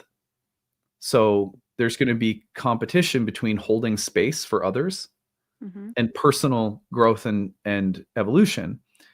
And that can perfectly express itself in a counselor. You know, that's actually a nice picture for someone who does counseling work. You hold space for others, but you get to hold space for others because you took the time to expand and evolve personally. It's, you know, the Uranus Mercury opposition in that sense looks really nice for a counselor. But you can see how Pluto is going to work into the opposition to Saturn in your 10th, the square to Uranus in the 1st, the square to Mercury in the 7th. So questions about loyalty, duty, obligation to self, to other, to personal evolution, marital and family home duties, like this is going to be, there's a lot of stress that gets placed on these structures, but also this is the time for it and this is a life for it, you know. So I don't see it as like wildly out of context, things are going to break. It just doesn't look that way. Perfect. Thanks. Yeah. As a Scorpio rising, like Pluto doesn't scare me. And I think what I'm internalizing is I do know that this feels like a lot of pressure that's coming. And I know that it's ultimately a choice, but I feel like I want to make the choice. So I Mhm. appreciate your guidance. Yeah, I think, and I, again, like that to me is like the first thing is just like, do you feel like it's the time? Do you feel like you can keep the balance? Do you feel called? And if all of those are yes, and there's excitement, to me, those are the best omens, you know, and they actually tell me how to read the transits more than anything else, because that context is everything. And so, you know, I just, again, like you have a lot of fixed planets in the angles. So being able to establish and carry the weight of structures and hold them and maintain them is something you're going to be really good at. But yeah, Pluto will test all of them right now, but also these, I don't think you'd feel fulfilled if you somehow just said, up, too dangerous. Like that to me would feel like then these transits become more concerning to me, you know, because you're repressing something. And I think that would be more problematic. Agreed. Agreed. Yeah. Hey, thank you for coming on. I hope this was useful. Thank you so much. I really appreciate it. Yeah, have a great rest of your day. Hopefully we'll get to connect sometime down the road. Tell me how these endeavors are going. I'd love to hear back. Will do. Thank you. Okay. Yeah, take it easy. Bye. Okay, that is going to be it for today. Nicole, I see you in there. Sorry I couldn't get to you today. Thanks for being here anyway. And let's just remind ourselves one last time that we are in Kickstarter mode. We need a lot of help. We have, let's see, today during our live stream, we've gotten almost 30 backers. That's fantastic. Thank you, everyone.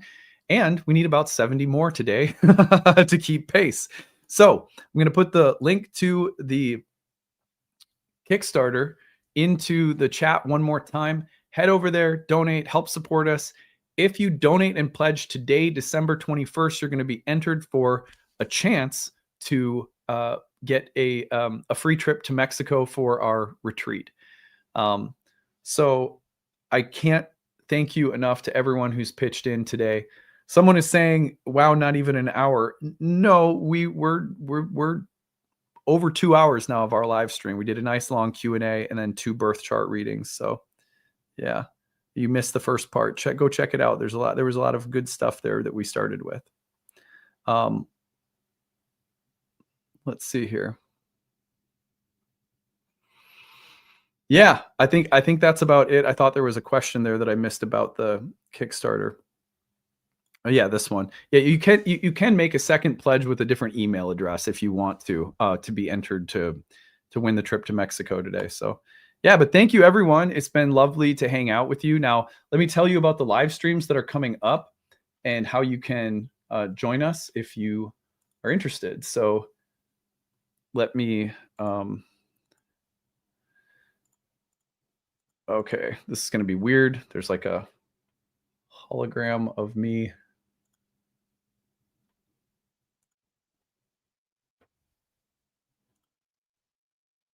Okay, so you're going to go to live right here. Click on live, and you'll see the scheduled lives that we have.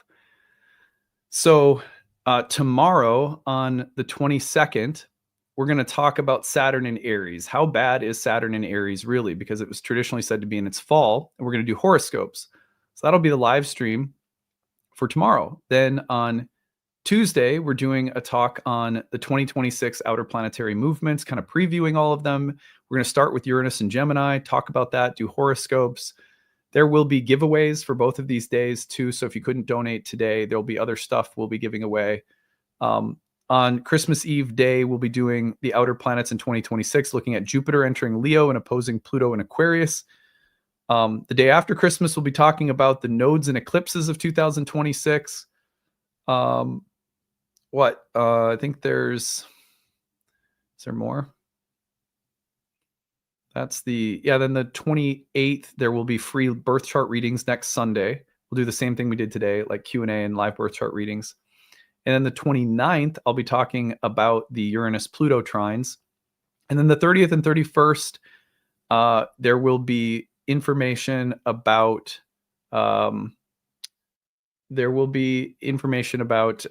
Saturn in Aries and Neptune in Aries for the last kind of content of the year. So anyway, hope to see you guys soon. Have a great rest of your day, everybody. And yeah, we'll see you again tomorrow. Bye, everyone.